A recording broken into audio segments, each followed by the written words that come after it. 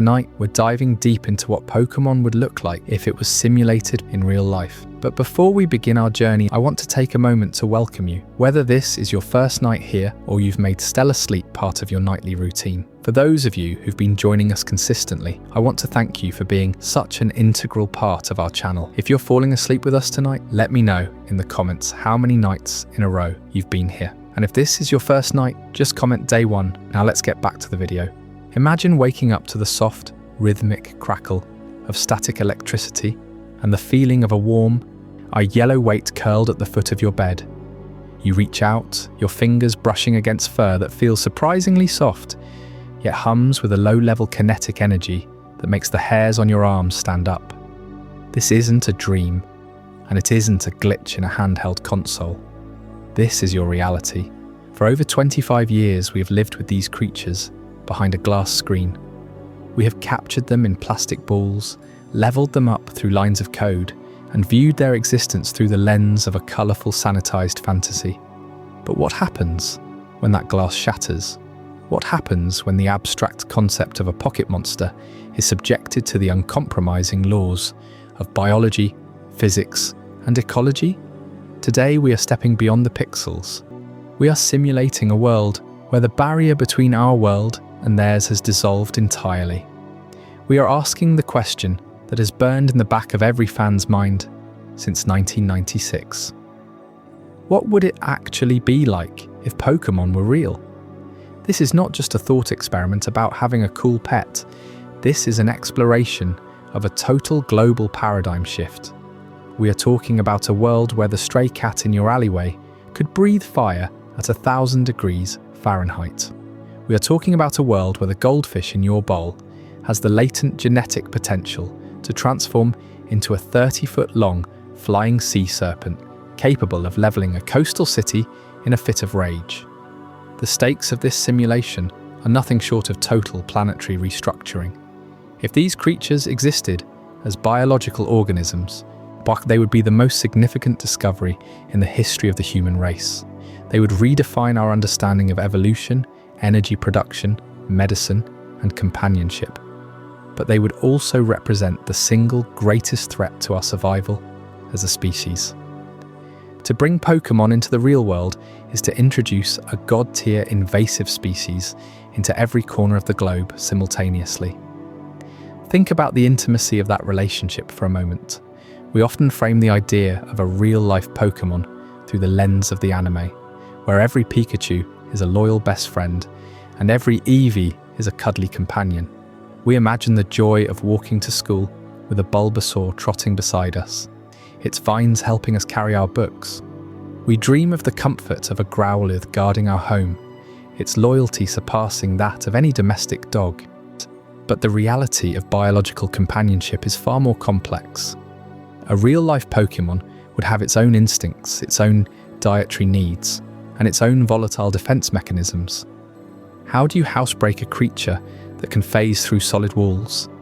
How do you socialize a pet that views your neighbors as experience points?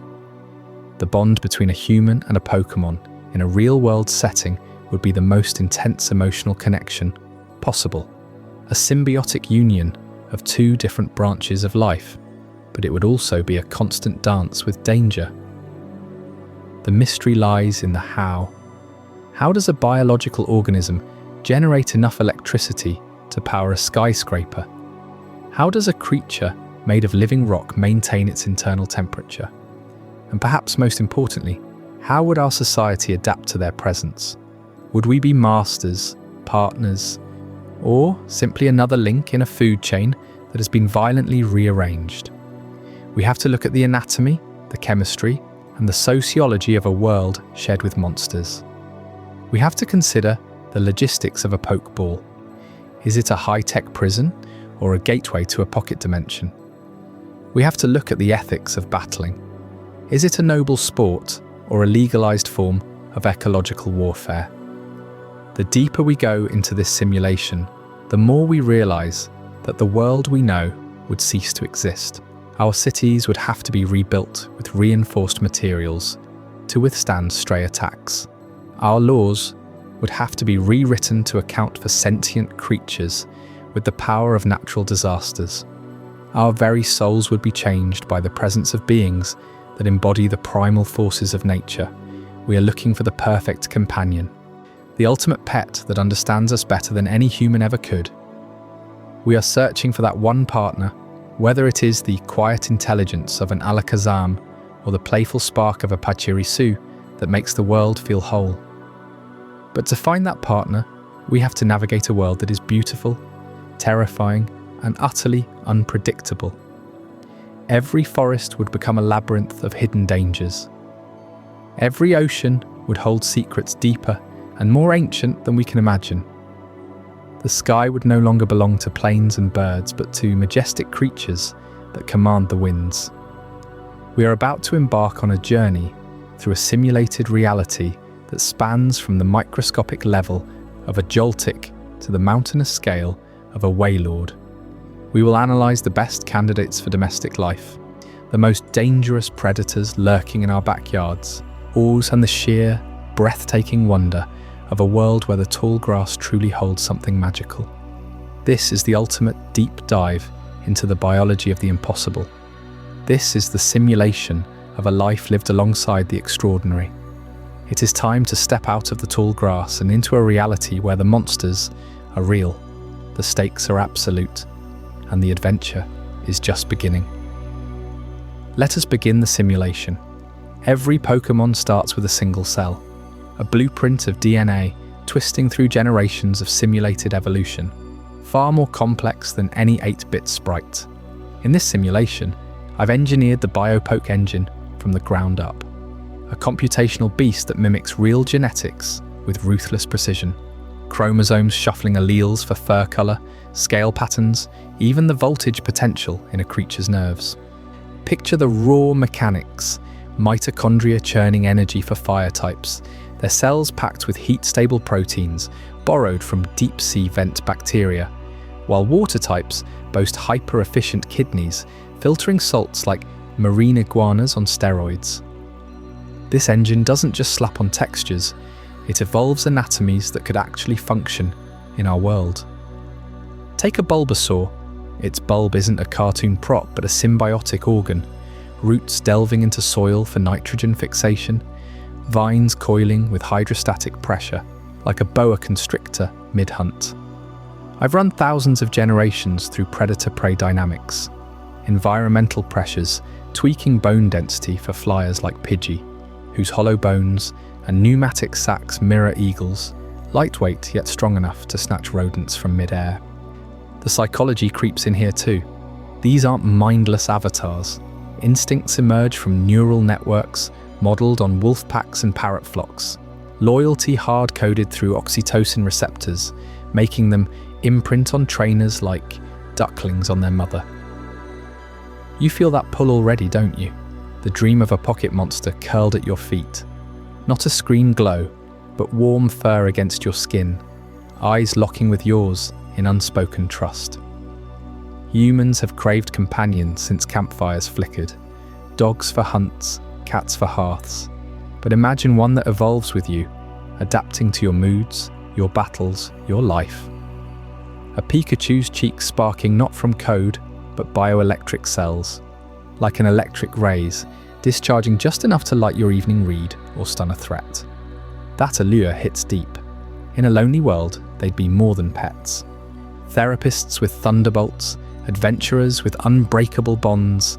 Studies on human-animal attachment show elevated serotonin from mere gaze contact. Multiply that by a creature who learns your whistle, guards your sleep, and levels up alongside your ambitions. Yet biology demands reality's bite. No pixel resets here. Injuries scar, requiring veterinary wizardry. Antivenom for Arbok strikes. Climate-controlled habitats for Glacian. Breeding isn't a daycare menu. It's Mendelian roulette. Recessive traits surfacing unpredictably. A shiny variant as rare as a genetic mutation in the wild. Ecosystems reshape overnight. Herds of Tauros thundering plains, altering grasslands like bison once did America's heartland, while urban foxes like Vulpix scavenge alleys.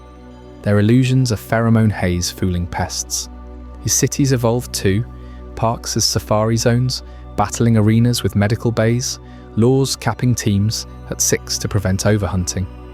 Pros stack high, unbreakable loyalty curbs isolation epidemics, their powers revolutionizing labor, from Machop hauling freight to Abra telekinetics in search and rescue. Cons lurk in the shadows. A rampaging onyx could level suburbs, ethics tangle around capture, balls as humane stasis pods or cruel prisons. Dive deeper into the engine's core. I've layered in quantum-inspired randomness for evolution stones, mimicking radiation bursts that flip epigenetic switches, turning Eevee's fur to icy prisms via melanin reconfiguration. Anatomy gets forensic. Yarizard's wings span 12 feet, flight sustained by myoglobin-rich blood like Andean geese, flames from methane glands ignited by piezo sparks in its throat. Sensory immersion floods the sim, scents of damp Tauros musk after rain, the ozone tang of a Zapdos storm, feathers ruffling in thermals you swear you can feel. Psychologically, they're attuned mirrors. A loyal Growlithe reads micro-expressions better than any dog, whining at your stress, nuzzling cortisol away. Who wouldn't trade a goldfish for that? The best companions? Jigglypuff for insomniacs, its lullabies vibrational frequencies entraining brainwaves like binaural beats. Eevee for versatility, bonding across life stages. Cons surface in the wild's chaos. Infectious outbreaks, jumping species barriers, a Rhydon stampede, rerouting highways. This world pulses with life, unbound by Game Freak's limits. Forests teem with oddish pods, unfurling at dusk, releasing spores that induce vivid dreams, nature's own escapism. Oceans churn with lapras pods migrating like whales, songs echoing for miles, carrying hitchhikers across swells. Human society bends, schools teach type matchups alongside biology. Vets specialize in elemental pathologies. The allure intensifies, your monster as family heirloom, passing genes and stories down lines.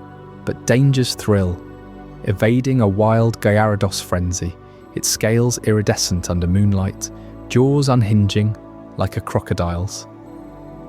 Pros outweigh if managed. Therapy, Pokémon slashing mental health waitlists, their empathy circuits rivaling dolphins.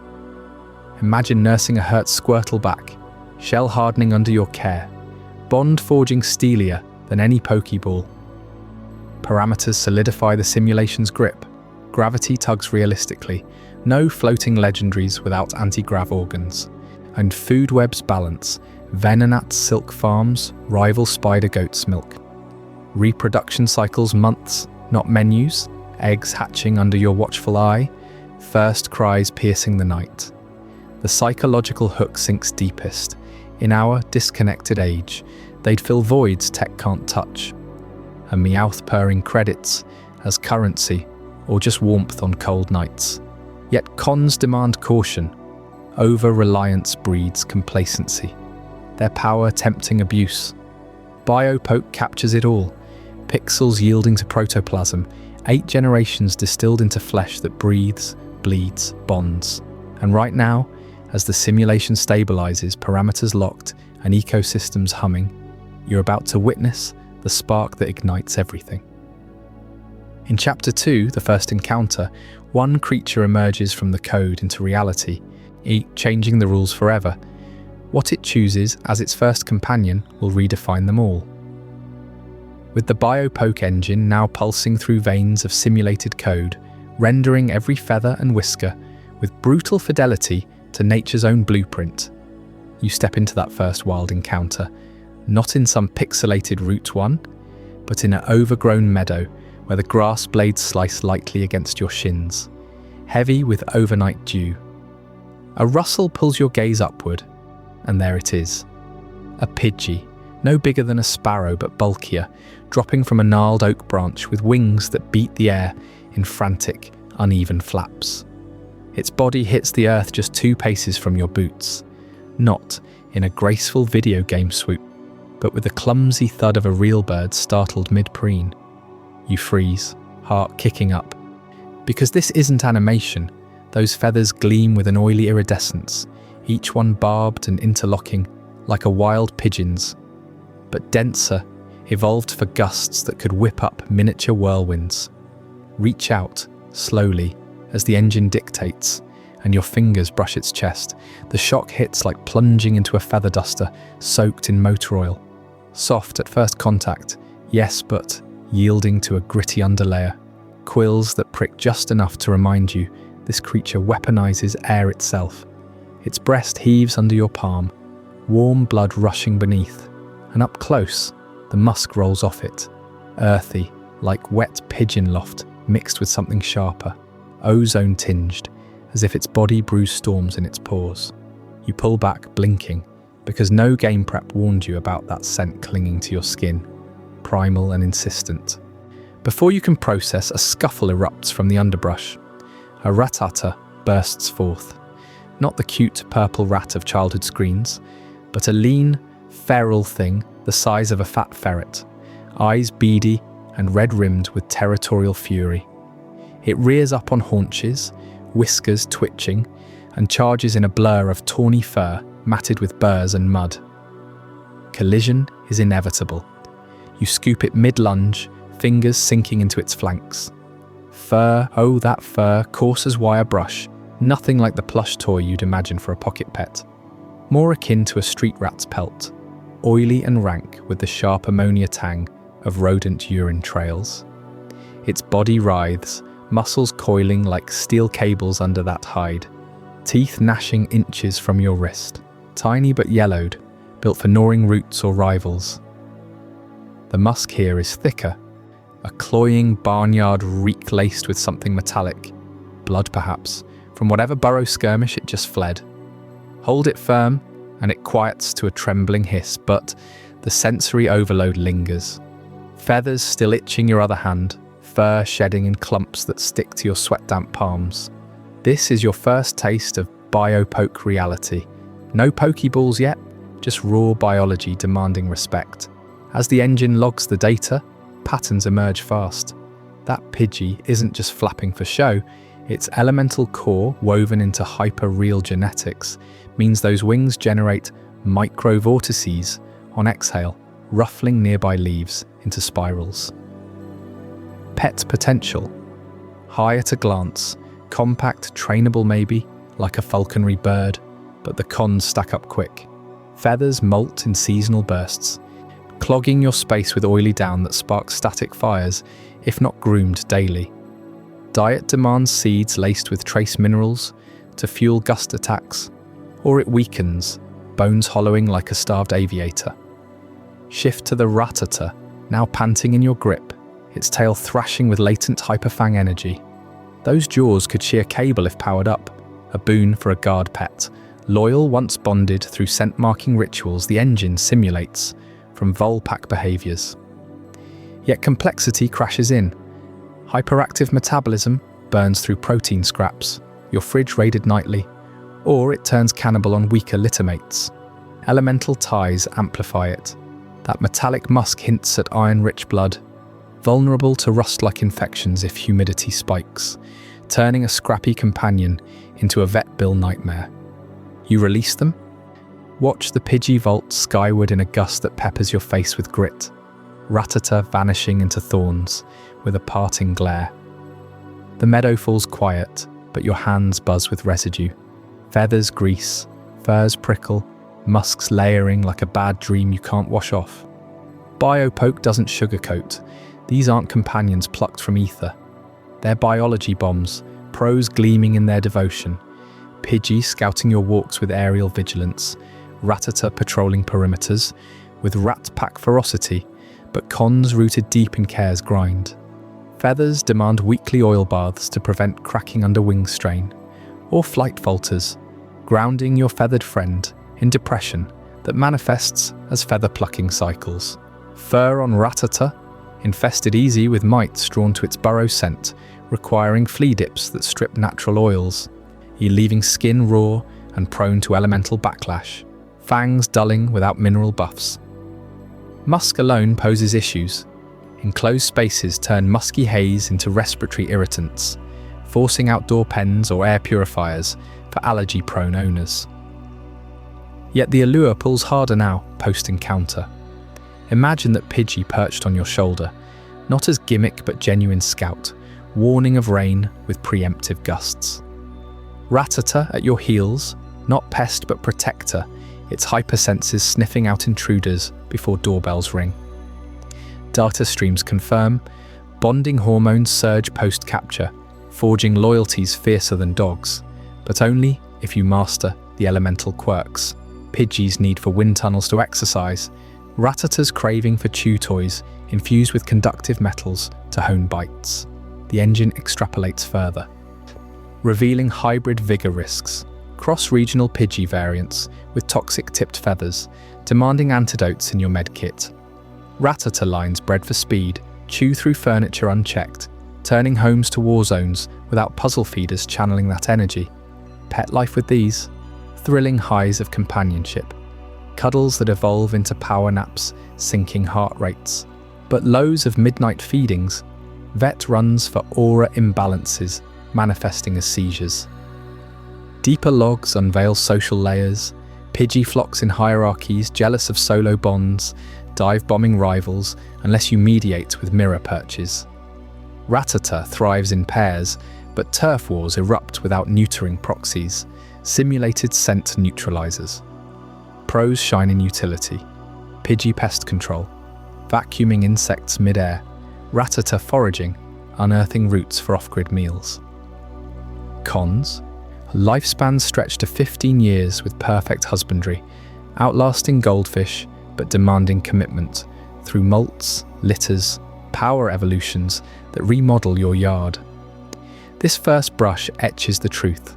Pokémon as pets rewrite domesticity. No simple kibble sustains elemental fire. Pidgey's gales need caloric windsocks stuffed with nuts. Rattata's fangs crave bone chews mineralized for spark. The musk fades slowest, embedding in fabrics, a constant reminder you're not playing, you're parenting predators. And as these revelations settle, you can't help but wonder what happens when you bring one home for real, weighing that starter choice against the chaos of taming. Up next, Chapter 3. Domesticity and the starter dilemma pulls back the curtain on just that tension. Those raw encounters with Pidgey and Rattata left their mark on you. The soft give of feathers against your palm, the wiry tangle of fur matted with earth, that pungent musk clinging to your clothes long after sunset. But wild Pokémon demand distance. They scatter or snap. Domesticity pulls them closer into the glow of your lamplit living room, where the starter dilemma truly ignites. Every new trainer faces it. Bulbasaur, Charmander, or Squirtle. Which one curls up at your feet without turning your home into a battlefield? Picture Charmander first, that flickering ember at the tip of its tail demanding constant fuel. In our Biopoke simulation, this fire type isn't some cartoon sparkler. It's a biological furnace exhaling methane-laced flames, hot enough to blister human skin on contact. You adopt one, thinking it's the loyal sidekick. In warm nights by the hearth embodied, it perches on your couch, tail swaying like a pilot light, casting dancing shadows across your family photos. The first week thrills you. No more shivering in winter drafts, its radiant heat toasting your toes as you binge watch late into the night. But then the accidents mount. A lazy stretch singes the curtains. Poof, acrid smoke fills the air. Alarms shrieking while you beat back flames with a damp towel. Your coffee table warps under an errant sneeze, char marks blooming like ink blots. Insurance agents laugh you off the phone. No policy covers a pyromaniac reptile. Neighbourhood whispers spread, your lawn scorched from backyard play, windows sooted black. Charmander's affection turns possessive. It guards your slippers with growls and sparks, nipping at guests who linger too long. By month 3, you're patching drywall, your wallet thinner, your nerves frayed. That tail never dims, even in sleep, a perpetual hazard in a world of dry rugs and wooden floors. Squirtle offers a cooler contrast, its shell a glossy dome you polish like a prized bowling ball. Water types thrive in our simulation as adaptable survivors, their bodies pumping out pressurized jets from internal bladders evolved for tidal pools. You envision lazy afternoons, it splashing in a kiddie pool on the patio, cooling summer barbecues with a misty spray. It follows you room to room, eyes wide and curious, retracting into its shell at thunderclaps, a built-in security system. Hydration becomes ritual. Fresh water bowls refilled twice daily, its skin glistening like wet river stones. Pros stack up, extinguishing Charmander's mishaps in hypothetical households, or soothing fevers with a gentle rinse. Yet the cons seep in slowly, like a persistent drip. Squirtle's blasts overshoot, your carpet squelches underfoot after enthusiastic greetings, mold creeping up baseboards in humid months. Electronics short out. Your remote fizzles mid-channel surf, laptop drowned in a puddle of apology. It carves ruts in hardwood floors from dragging its shell during zoomies, and bathroom floods become weekly wars, towels piled like sandbags. Socially, it's messier. Friends dodge impromptu showers, kids' playdates end in sopping chaos, Squirtle bonds deeply, nuzzling your hand with damp affection, but its aquatic needs clash with suburban dryness. Constant humidity battles leave your air thick, sinuses aching. Then there's Bulbasaur, the unassuming grass type whose back bulges with a symbiotic bulb, yea, pulsing faintly, like a greenhouse at dawn. In the Biopoke engine, this isn't mere foliage, it's a living mutualism, the bulb harbouring microbial partners that photosynthesize sugars, while Bulbasaur provides shelter and nutrients. You bring one home, and it roots subtly into your routine. No flames, no floods, just quiet utility. It munches kitchen scraps, vine tendrils sorting compost with delicate precision, turning peels and cores into rich soil overnight.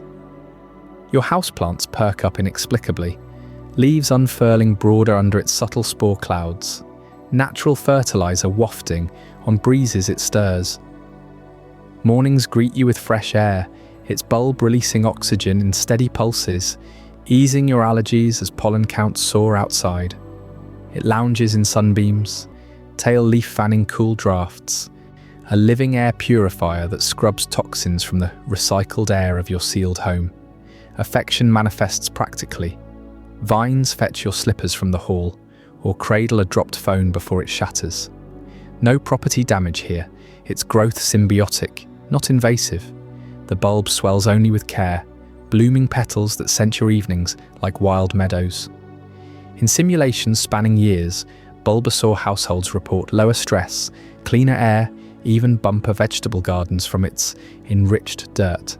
It evolves slowest in our model, but that stability shines. No tail fires to bank, no shells to dry. Your living room transforms into an Eden, where pet and home entwine without the starter's typical strife. Weighing these in the Biopoke framework reveals the grass-type edge. Charmander's heat tempts, but torches trust. Yes, Squirtle's refreshment refreshes ruin. Bulbasaur? It coexists, its biology mirroring human domestication. Think dogs from wolves, but accelerated by that bulb's alchemy. Vets in our sim note fewer visits. Its vines self-heal minor scrapes. Immune boosts from shared microbes keep flus at bay. Economically, it pays dividends, grocery bills drop, as it tends window herb boxes, yielding basil and mint for your teas. Emotionally, the bond deepens through shared growth. You watch its bulb plump with your attentiveness, a mirror to nurturing your own life. Suburban bliss demands this symbiosis. No lone predators, but partners in the daily grind. Trainers who pick Bulbasaur stick with it longest. Their homes havens amid the chaos of evolving wilds. Yet containment remains the unspoken crux. How do you anchor such a companion without chains?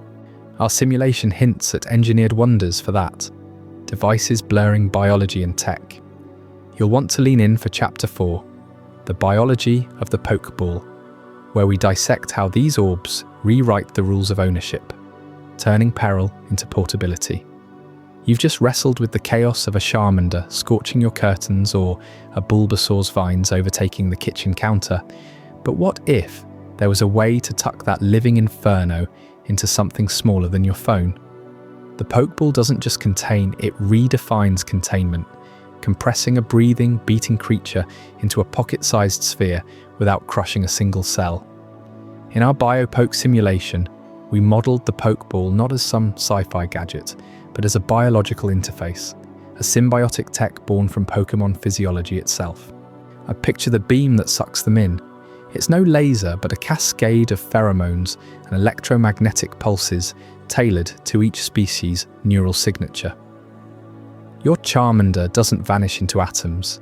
Its body enters a state of induced cryptobiosis, like a tardigrade curling into unbreakable dormancy.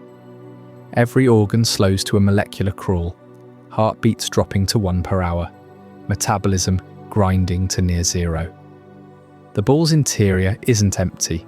It's a nutrient gel matrix, laced with species-specific enzymes that preserve muscle memory and synaptic fire without decay. But here's the fracture in the fantasy. Real physics rebels against this. Matter compression for a living being? You'd need to squeeze a 200-pound Arcanine into a golf ball's volume, generating pressures that would ionize flesh into plasma.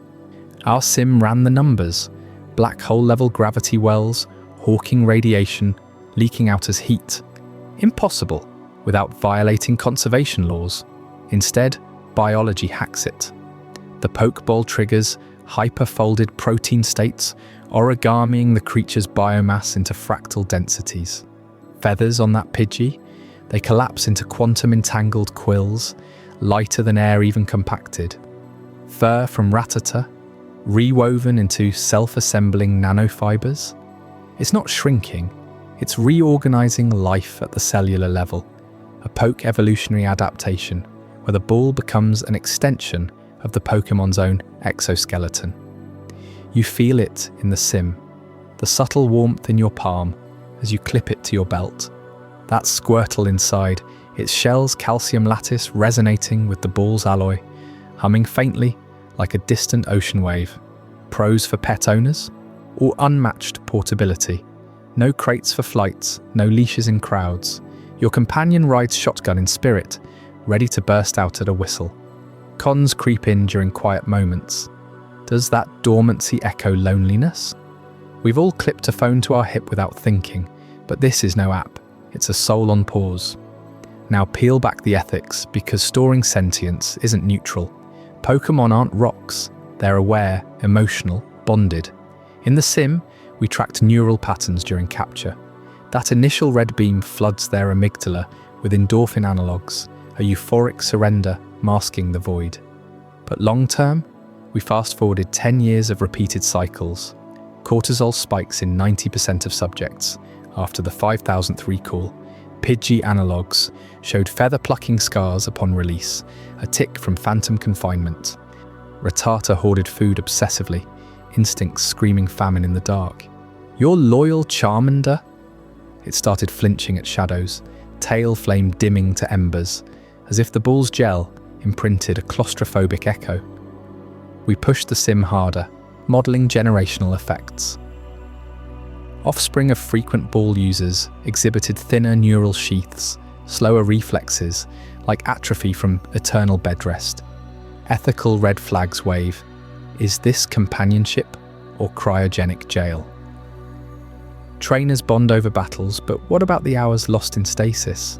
You walk parks with an empty belt, chatting to voids while your pet dreams in protein limbo. Legally, if Pokémon were real, animal rights groups would riot. PETA rebranded as Pokete, demanding ball-free zones. Yet the allure persists, that instant obedience, the power of pocket divinity. As a pet, it's perfection, until you question if perfection demands consent. Diving deeper into the biomechanics, consider the release sequence. The ball cracks open, gel evaporating in a mist you can taste, salty like sea spray. Your Bulbasaur unfurls, bulbs pulsing with rehydrated vigor, but scan its vitals. Dopamine surges mask micro tears in vascular tissue from repeated folds. We simulated 100 cycles on a virtual Squirtle. By cycle 80, shell microfractures accumulated, brittle as old china. Charmander's flame sac, over-pressurized, risking embolism on exit. Pros shine in emergencies. Collapse a rampaging Rhyhorn mid-charge. Pocket it before it levels your block. But cons compound. Wild Pokémon resist better. Their wild-type genes rejecting symbiosis, leading to capture failures we clocked at 62%. Ethically, it fractures human-Pokémon relations at the core. Sentience demands continuity. You wouldn't stuff your dog into a thimble. Our Sims psych models drew from isolation studies. Solitary confinement in humans warps psyches after months. For Pokémon, ball time equates to subjective years. A Pikachu recalled daily racks up decades in felt time, emerging jittery, sparking erratically at touch. Long-term data chilled us. 37% developed ball aversion, fleeing trainers post-release, bonds severed. Yet 11% thrived, forming codependent loops, begging the beam like addicts. Is it love or Stockholm? You decide as you fondle that warm orb, feeling the faint kick within. We layered in ecological angles too. Mass containment skews populations. Wild herds dwindle as trainers cherry-pick primes, leaving gene pools shallow. Or pet-wise, it's a double-edged sword. Ultimate convenience, but at what psychic cost? Your starter, once vibrant, grows listless between gyms, eyes glazing during long hauls. Simulation capped it. After 2 simulated years, 84% showed elevated stress markers, mirroring zoo animals in tiny enclosures. This containment conundrum sets the stage for what comes when those balls pop open in the concrete jungle. Up next, urban integration explores how your pocket menagerie fares against skyscrapers, subways and street fights. Will they conquer the city or spark pandemonium? You won't believe the chaos.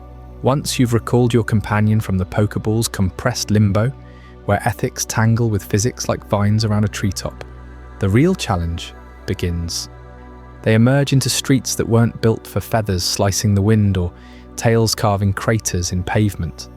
Cities, those concrete hives we've stacked for centuries, would shatter and reform around these living forces.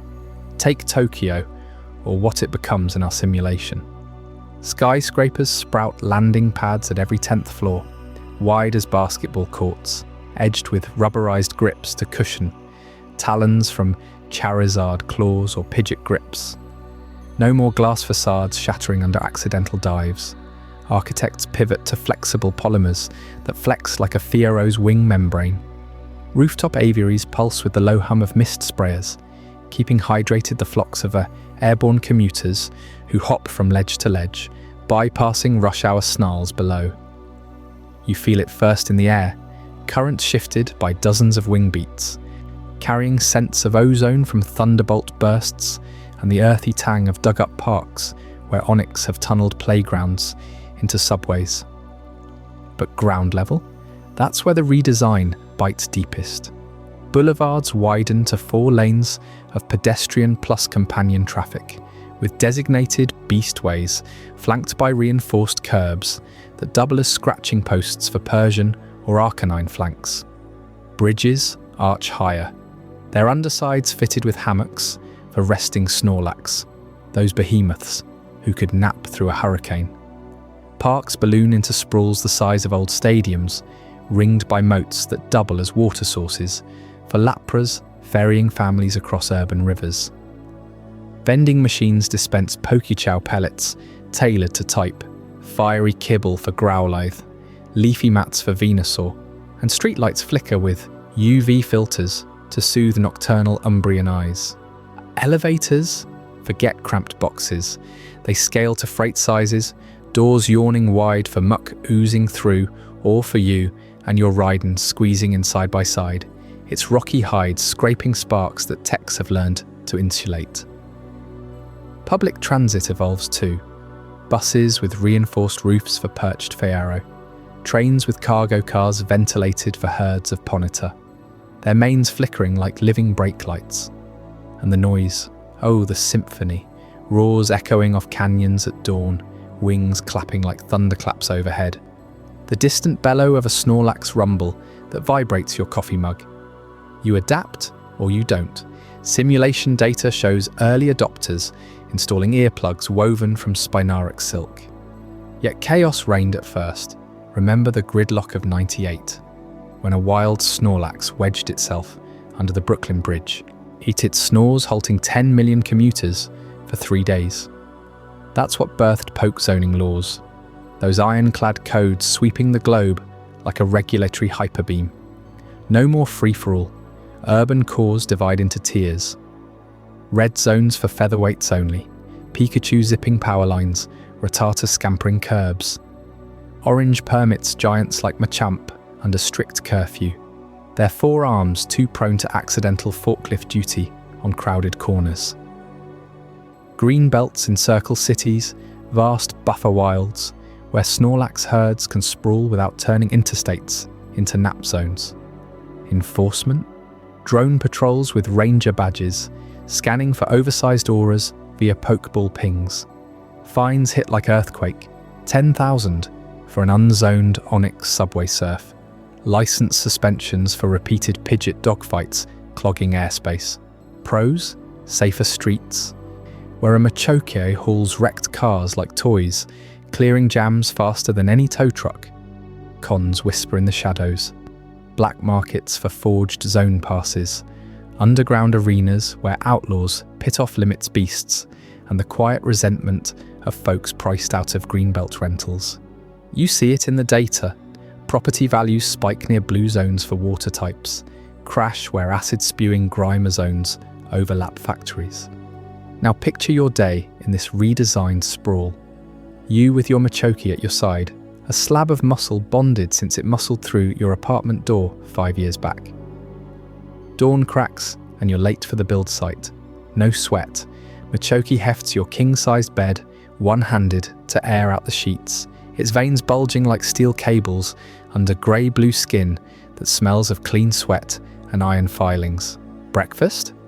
It juggles skillets over a low flame, flipping eggs with precision that'd make a chef weep, all while standing guard, eyes like polished onyx scanning the window for opportunistic Meowth thieves.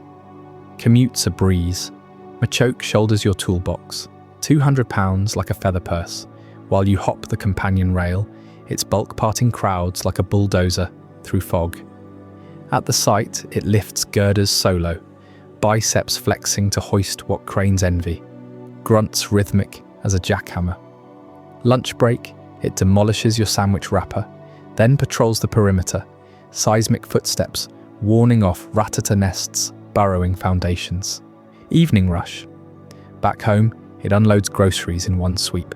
Cases of Pokechow stacked neat as a library, then settles by the door, coiled like a sentinel statue, deterring burglars with a glare that promises seismic toss.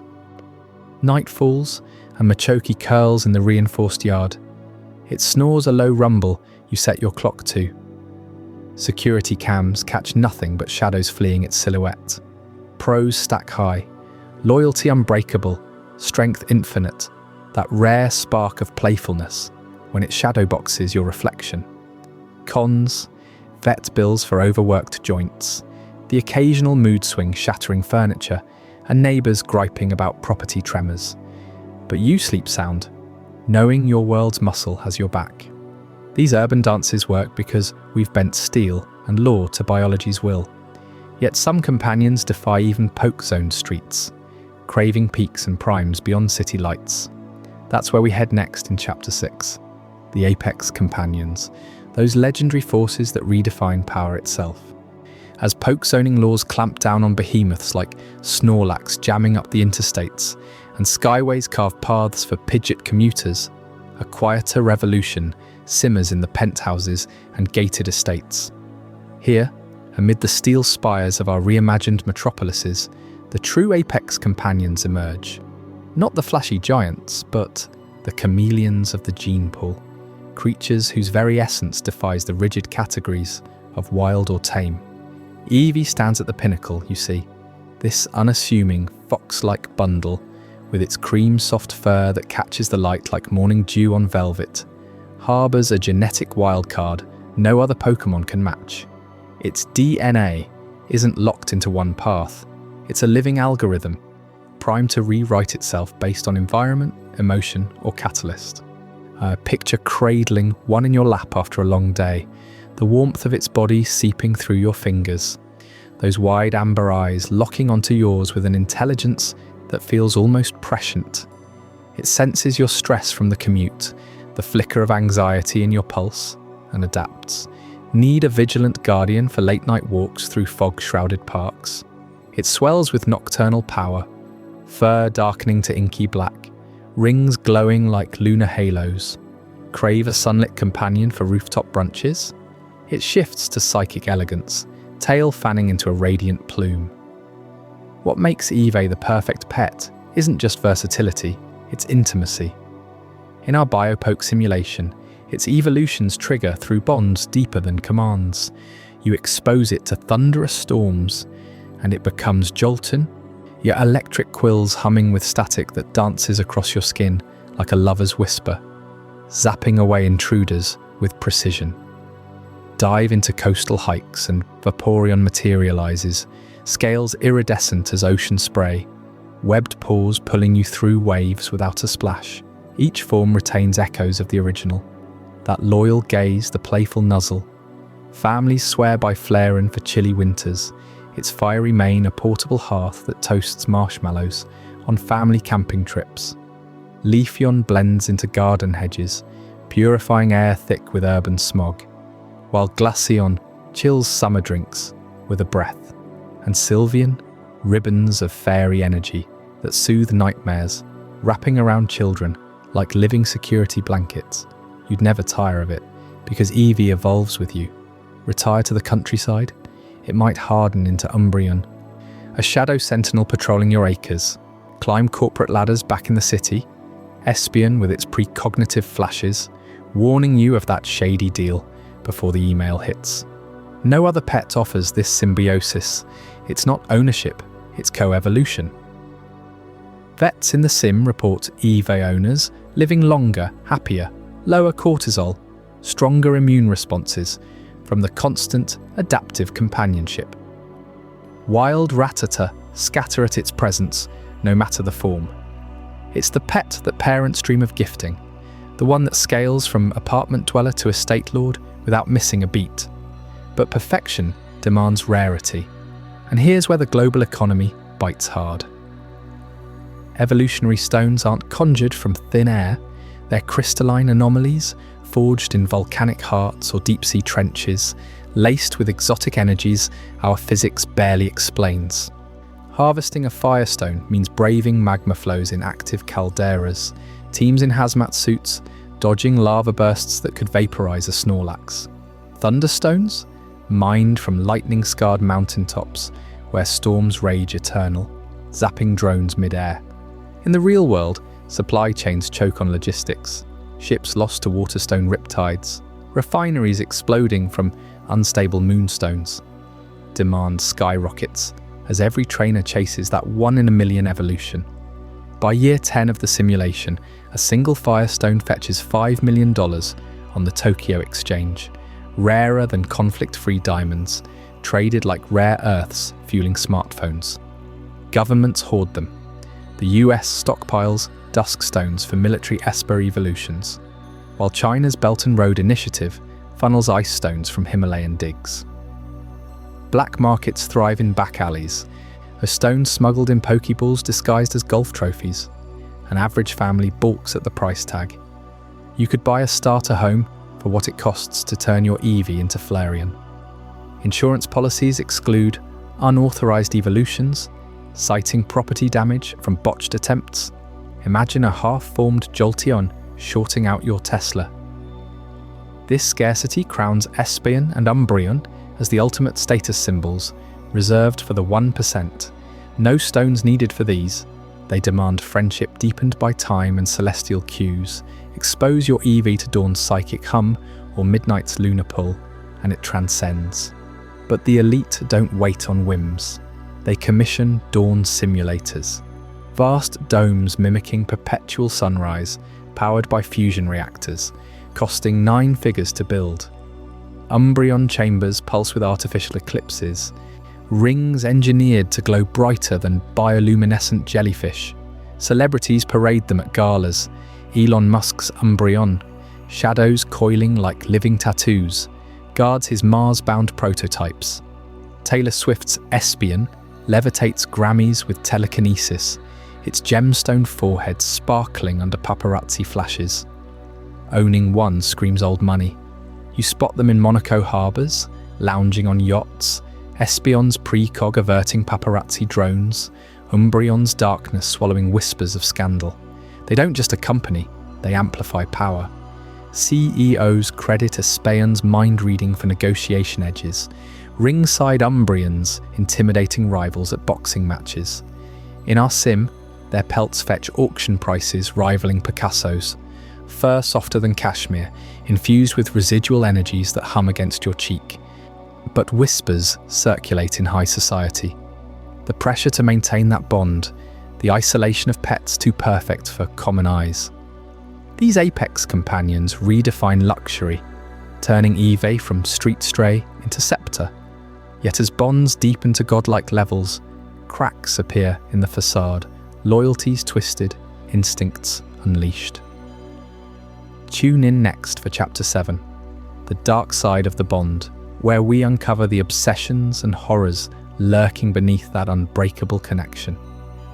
While Eevee's evolutionary versatility makes it the dream pet, those precious stones don't come cheap. And not every trainer has the resources to keep pace with a companion that's constantly outgrowing its pot. You start with a fluffy little bundle, but fast forward a few months, and you've got a Jolteon sparking up your carpet or a Vaporeon flooding the basement during shedding season. The real heartbreak hits when the novelty wears off, and owners realise they can't afford the upkeep or the space for what they've unleashed.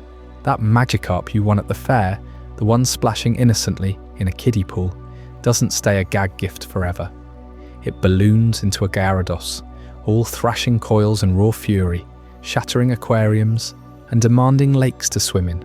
Trainers panic, convinced a simple flush down the toilet will solve it, but those fish don't die easy. They adapt, they survive, burrowing into storm drains and riverbeds, multiplying in secret. Before long, your local creek teems with feral Magikarp, their fins slicing through the current like knives, outcompeting native trout and snapping up every minnow in sight. Yet if fisheries collapse overnight, sport fishing bans go up, and suddenly you're staring at no swimming, signs plastered along what used to be your favourite fishing hole. It's not just the carp. Take those Charmander starters handed out at summer camps, adorable orange hatchlings with a flicker of tail flame you swear you can control. You feed it marshmallows, watch it puff cute smoke rings, but puberty hits hard. That lizard triples in size, its tail blaze roaring like a blowtorch, scorching fences and setting dry grass ablaze during walks. Housing associations freak out.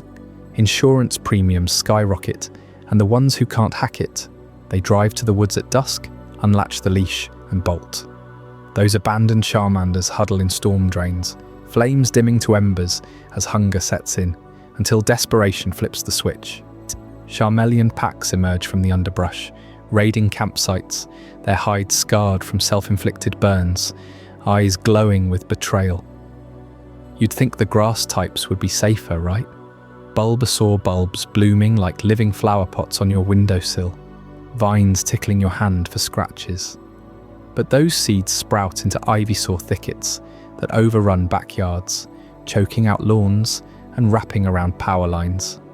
Owners who bail leave behind ambulatory weed monsters that march into suburbs, seeding everywhere. Picture waking to your Prius entangled in razor leaves, tyres punctured, engines strangled by creeping tendrils. Squirtle fare no better. Their water cannons start as playful sprays, evolve into high-pressure blasts that strip paint off houses. Released into ponds, they dam streams with turtle shells, flooding farms and turning wetlands into stagnant breeding grounds for disease. This abandonment crisis snowballs fast. Starter Pokémon, bred for cuteness in labs, and sold at Pokémon centers like designer puppies. Hit the wild with zero natural predators and genes tuned for dominance. They're not wildlife, they're supercharged invaders, packing movesets that rewrite ecosystems. Rattata from Chapter 2 multiply unchecked, their hyperfangs gnawing through levees, while Pidgey flocks blacken the sky, dive-bombing livestock with aerial aces. You see it in the newsreels. Exotic pet dump sparks, Rattus Rattata plague. But it's the aquatics that tip the scales. Gyarados breaches from reservoirs, capsizing boats and devouring salmon runs whole. Their dragon rage scorches shorelines, leaving craters where beaches used to be. Governments scramble with bounties, $500 per tail, but for everyone you bag, 10 more slither free. Out of this chaos rise the feral zones, no man's lands where the dumped and the discarded reclaim the map. Start in the Everglades, where Bulbasaur evolutions tangle the mangroves into impenetrable Venus flytrap labyrinths, luring hikers with sweet pollen scents before whipping them with vine lashes. Venture to the Australian outback, now patrolled by feral Kangaskhan herds, once pampered mums from pet expos, now charging across red dust with joeys punching from pouches, stomping outcrops flat. These zones aren't just wild, they're warped Edens, skies choked with Fearow squadrons that pluck drones from the air, ground trembling under Tauros stampedes that level fences for miles. Urban fringes birth the worst of them. Abandoned warehouses in Detroit sprout oddish patches that bloom under sodium lights, their sleep powder seeping into vents, dozing security guards mid-shift. Rivers like the Thames clog with feral polywag pods, their tongues snaring pigeons off bridges. You can't reclaim these places without hazmat teams and heavy ordnance, teams in respirators, nets laced with paralysis tech, dragging out thrashing specimens that regenerate mid-haul. Ecologists warn of tipping points. One Gyarados rampage from a feral breeding ground could salt 100 miles of farmland with hydropump residue, killing crops for decades. The bond breaks hardest on the human side. You remember that first Pokeball click, the trust in those wide eyes, but growth unmasks the mismatch. A Vulpix curls in your lap, then flares into a Ninetales whose fire breath melts appliances. Owners whisper excuses. It's too big, can't pay the vet for frostbite treatments. But the guilt festers. Feral packs show scars of neglect. Espeon with notched ears from street fights, Umbrian ribs showing through midnight fur. They hunt in shadows, psychic pulses shattering car windows for scraps inside.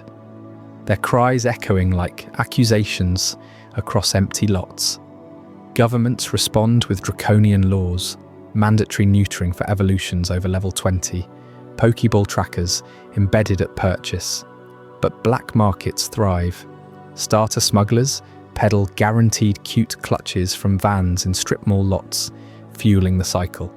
Zoos repurpose as containment pens, but breakouts forge new zones. The Arclay wastes in the Rockies, where primate troops hurl rocks like artillery, claiming ski resorts as turf. Fly over them in choppers, and you spot the hierarchies, Alpha Arcanine silhouetted on hilltops, packs of Growlithe yipping fealty below, flames painting the night orange. These feral zones redraw borders, forcing relocations. Towns evacuate as muck oozes from sewers, its toxic sludge corroding asphalt into sinkholes.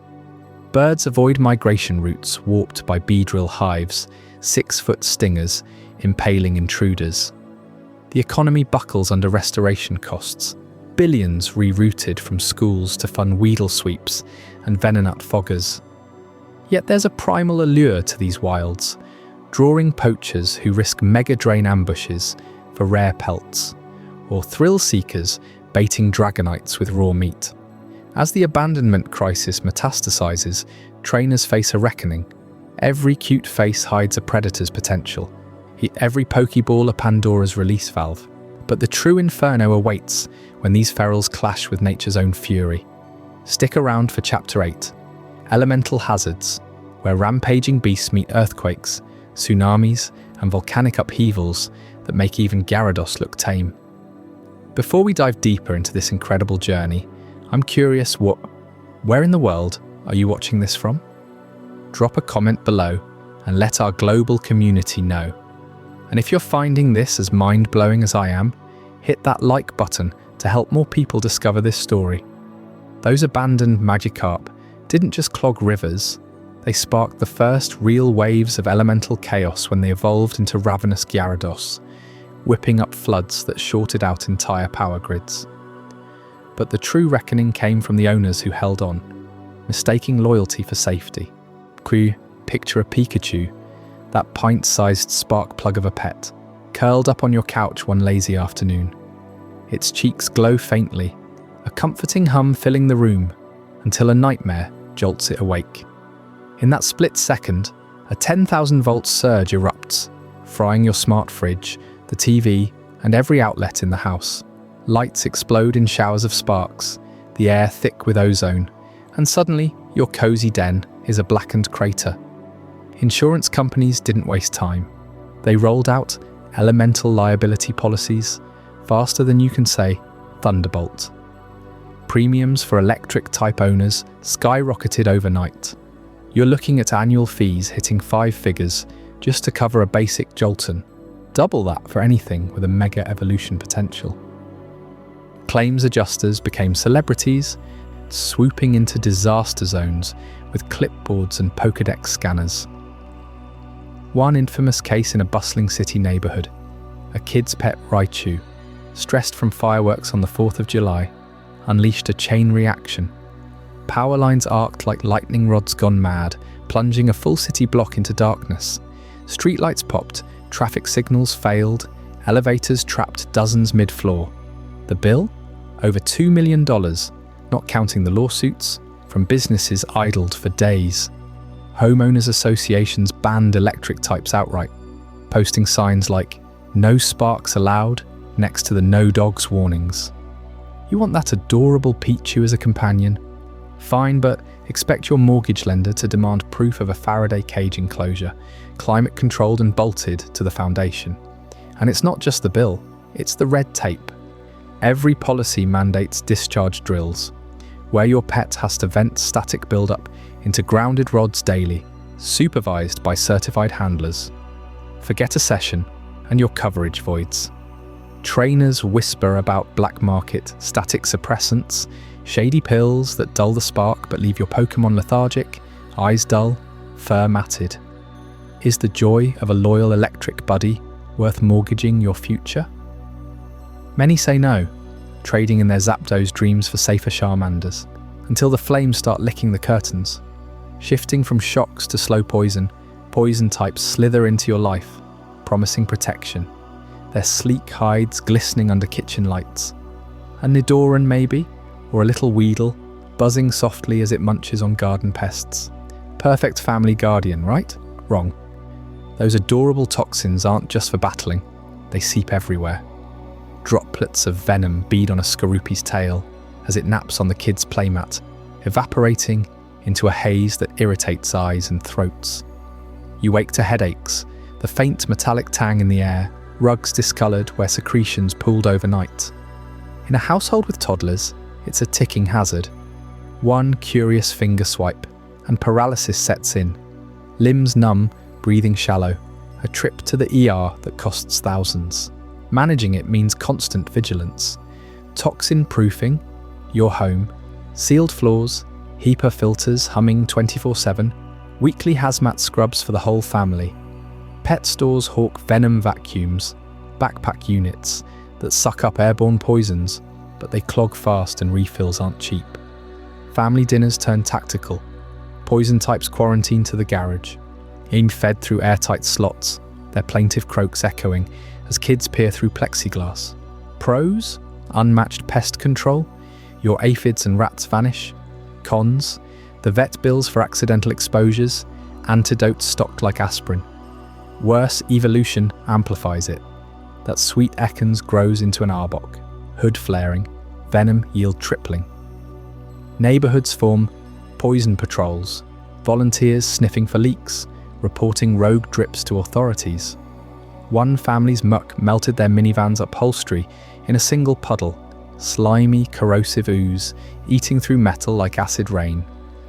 Insurance, another nightmare layer, with clauses voiding claims if your pet's toxicity index exceeds safe levels.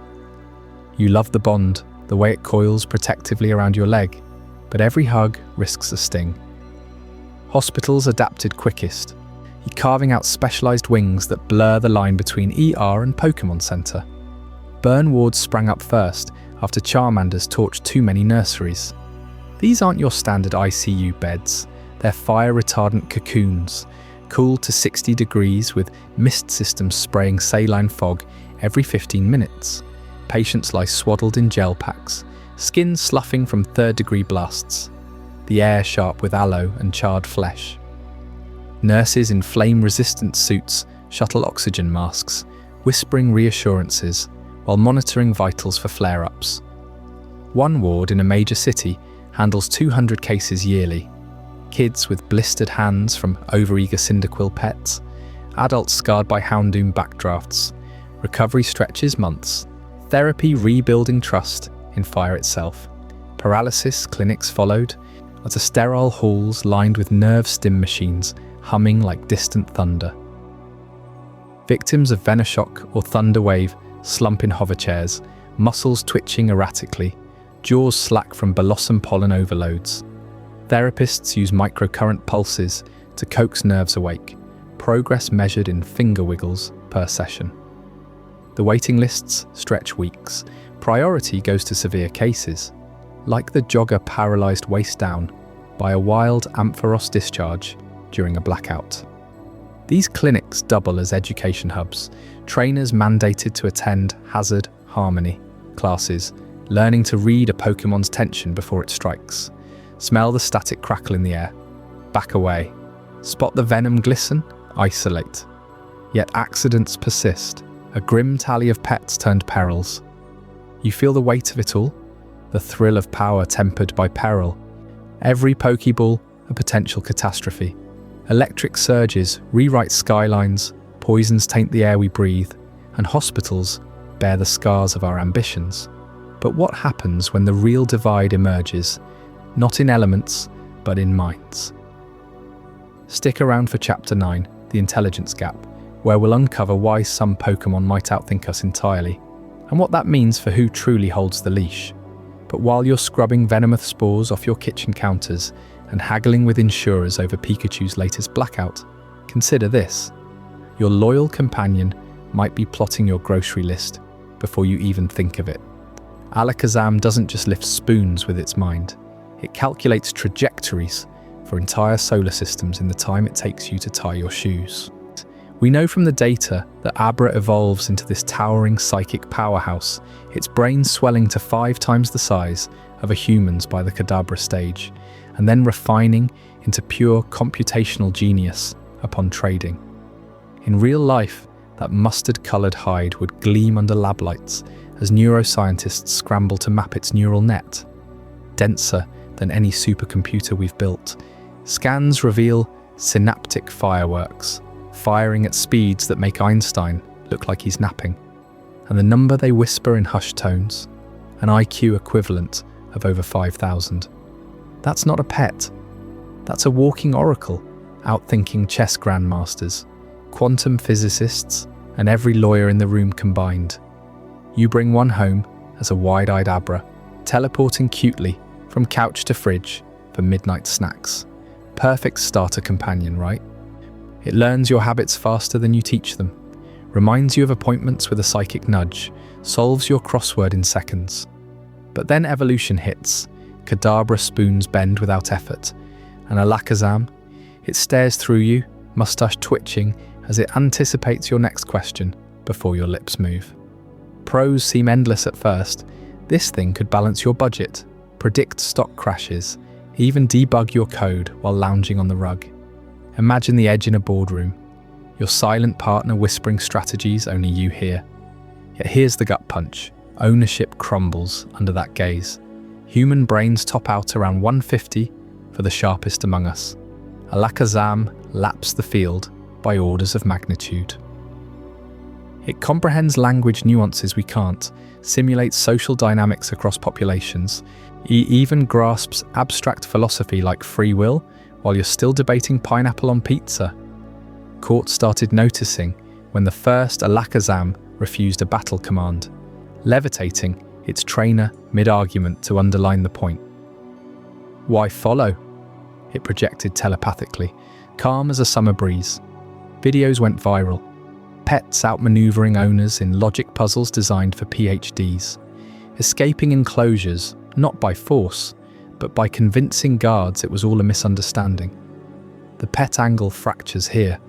Sure, the bond feels unbreakable. Alakazam imprints loyally, defending you with psychic barriers that crumple bullets like foil. But cons mount like storm clouds. It second-guesses your decisions, subtly steering your life toward optimal paths you didn't choose. Forgot to feed the dog? It handles it. But now you're wondering if Fido's loyalty was redirected. Privacy evaporates, thoughts skimmed like open books. And legally, chaos. Early cases dismissed trainers claiming disobedience as training failures. But then, Alakazam number 472 testified, via a mediator, arguing sentience in a deposition that quoted Kant verbatim. Personhood lawsuits exploded overnight. Pokémon rights groups, funded by eccentric billionaires who'd lost battles to their own teams, filed in droves. Tokyo District Court saw the landmark trial, Alakazam versus its former owner, a salaryman who'd raised it from Abra. Exhibits included brainwave logs, showing the creature composing symphonies in idle moments, inventing alloys stronger than titanium during naps. The defense wheeled in experts swearing undying loyalty proved pet status, but the psychic typed its own brief overnight, cross-referencing precedents from dolphin cognition to chimp sign language. Verdict: partial emancipation. Alakazam retained guardian rights over the trainer, reversing custody. You can't own what's smarter than you, it owns the relationship. Riots followed in poker parks worldwide. Trainers chained legendaries in protest, but Mewtwo's mediated. Their 195 IQs mere footnotes to Alakazam's league. Civil rights charters emerged. No forced evolutions without consent. Psychic shields during interrogations, voting proxies for high IQ species. Imagine zoning laws now mandating intellect-compatible habitats, enriched environments with quantum puzzles to stave off rebellion-born ennui. Your electric type might fry the grid, your poison pal toxify the yard.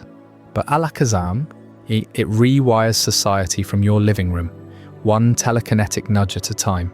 Pet stores pivoted hard. Low intel companions sections boomed, Jigglypuff for the ego-driven, Slackoth for zero-drama cuddles. But the allure persists. Whispers of black market Abra trade skyrocket, owners chasing that godlike edge despite the risks. Can you truly collar a mind that comprehends infinity? The bond twists into symbiosis, where you're the one fetching treats, pondering if loyalty is just pity from a superior intellect. And as these psychic titans nudge us toward enlightenment or subtle subjugation, the shadows in your home grow restless, hinting at presences no IQ can quantify. Tune in next for Chapter 10, The Ghost in the House, where spectral companions turn your sanctuary into a haunted enigma you never saw coming. If commanding an Alakazam already blurs the line between owner and owned, try sharing your home with a creature that slips through walls, feeds on your exhaustion, and outlives you by centuries.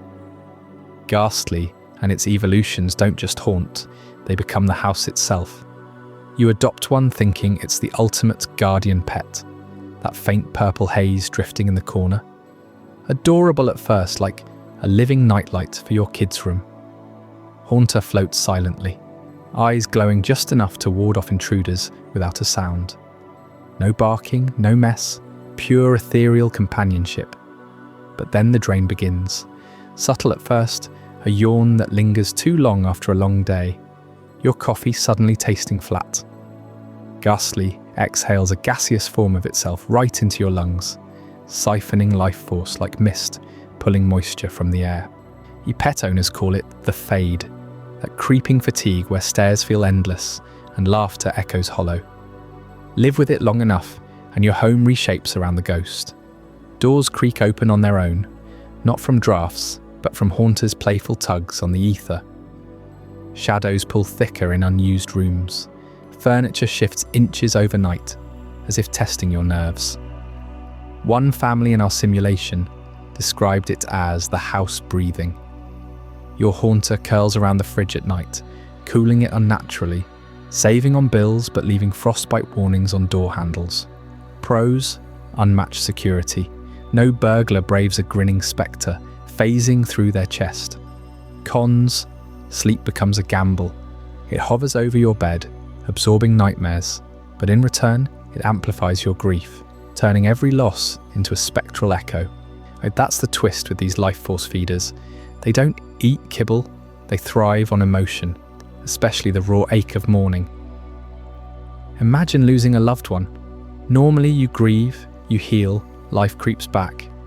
But with a ghastly in the mix, it latches onto that sorrow like roots into soil.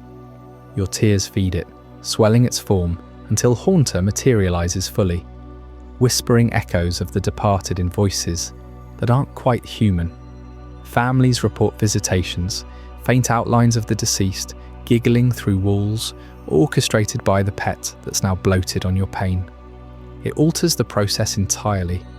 Grieving stretches into years, not months. Therapy sessions fill with tales of stuck spirits, where the ghost pet refuses to let go, replaying memories in cold drafts and flickering bulbs. We ran simulations on this, and modelling thousands of households with neglected ghost-type pets. Neglect hits different here. No empty bowl, just emotional starvation. When owners move on, abandon the bond, Ghastly doesn't starve, it metastasizes.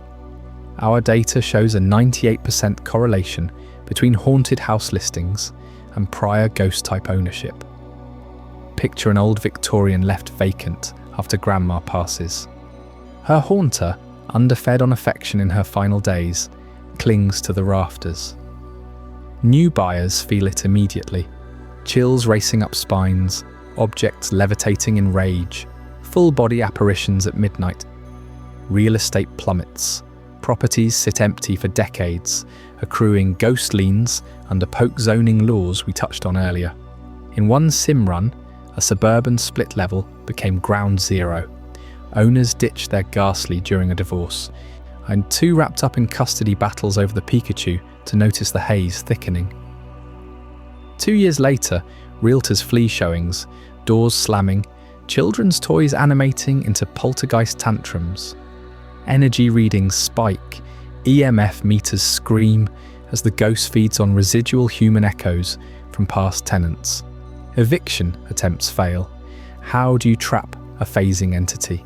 Exorcists equipped with Sylph-scope tech charge fortunes, but success hovers at 37%. The rest? Perpetual hauntings, turning quiet neighbourhoods into whisper networks of that house on Elm Street. Deeper scans reveal why. Ghost types imprint on life force signatures, evolving loyalty into obsession. Your scent, your size, they're its anchor.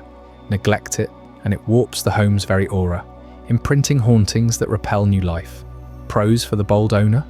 A lifelong sentinel, or evolving with your family line. My sim families with attentive bonds saw Haunter become gentle guides, easing deaths with soft glows, easing the veil. But the cons stack high. Drained vitality, leading to chronic illness, marriages crumbling under ghost fatigue, kids developing phobias that therapy can't touch. We've clocked average life force drain at 5% per week for cohabiting adults, compounding in winter when emotions run raw. Hospitals now screen for ghastly syndrome, persistent lethargy misdiagnosed as depression. Pet stores mandate waivers, may induce existential dread. Yet demand persists. Who wouldn't want an invisible ally against the dark? Until it becomes the dark itself. These spectral squatters force us to rethink pet ownership on a primal level. Life force as currency, homes as hauntable assets. Our simulations predict a boom in ghost sanctuaries, taxpayer-funded zones, to warehouse-abandoned haunters. But containment breaches already haunt headlines. And as we confront these undead dependents, the bigger picture sharpens. Training them demands resources beyond Pokeballs. Up next in Chapter 11, The Global Economy of Training, we'll uncover how evolutionary stones and power-ups fuel a $1 trillion black market. Stick around to see if you could afford your dream team's glow-up. As the ethereal chill of a haunter lingers in your shadowed hallway, sapping vitality from the living, you might wonder how humanity adapted to such spectral roommates. The answer lies not in exorcisms or barriers, but in channeling their otherworldly hunger into something far more lucrative: the arena. Battling Pokémon didn't start as spectacle. It began in hidden back alleys, where desperate owners pitted their evolving companions against each other to settle debts or prove dominance. You remember those early clips, grainy footage from the 2020s, a Pikachu's thunderbolt arcing through a rainy Tokyo street, shorting out neon signs as two trainers screamed commands. Governments cracked down fast, labelling it animal cruelty, but the crowd swelled anyway. Why watch humans chase balls when creatures could summon storms? By the early 2030s, the pivot was complete. Traditional sports hemorrhaged viewers.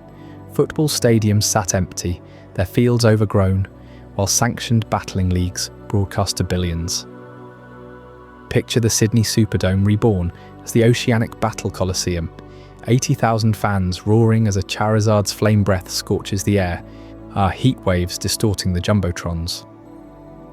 Prize purses ballooned to hundreds of millions per tournament. Your average NBA contract became pocket change. Sponsors poured in, energy drinks laced with synthetic Pokémon hormones, apparel woven from shed Drapian exoskeletons. Training academies sprouted like academies in every city. From Mumbai's monsoon-drenched dojos to frozen academies in Reykjavik, where ice types honed their blizzards on glacial rinks. Trainers rose as celebrities, their lives a whirlwind of private jets and endorsement deals. You followed them on feeds, that kid from rural Brazil with her Swampert, clawing from street fights to the world championships. But this economy demanded more than charisma. It craved recovery. Pokémon don't tap out, they collapse. Organs ruptured, yet bones splintered from hyperbeams or earthquake tremors that register on seismographs. Enter potions and revives, the biotech miracles born from a dissecting wild Pokémon biology. No fairy dust here.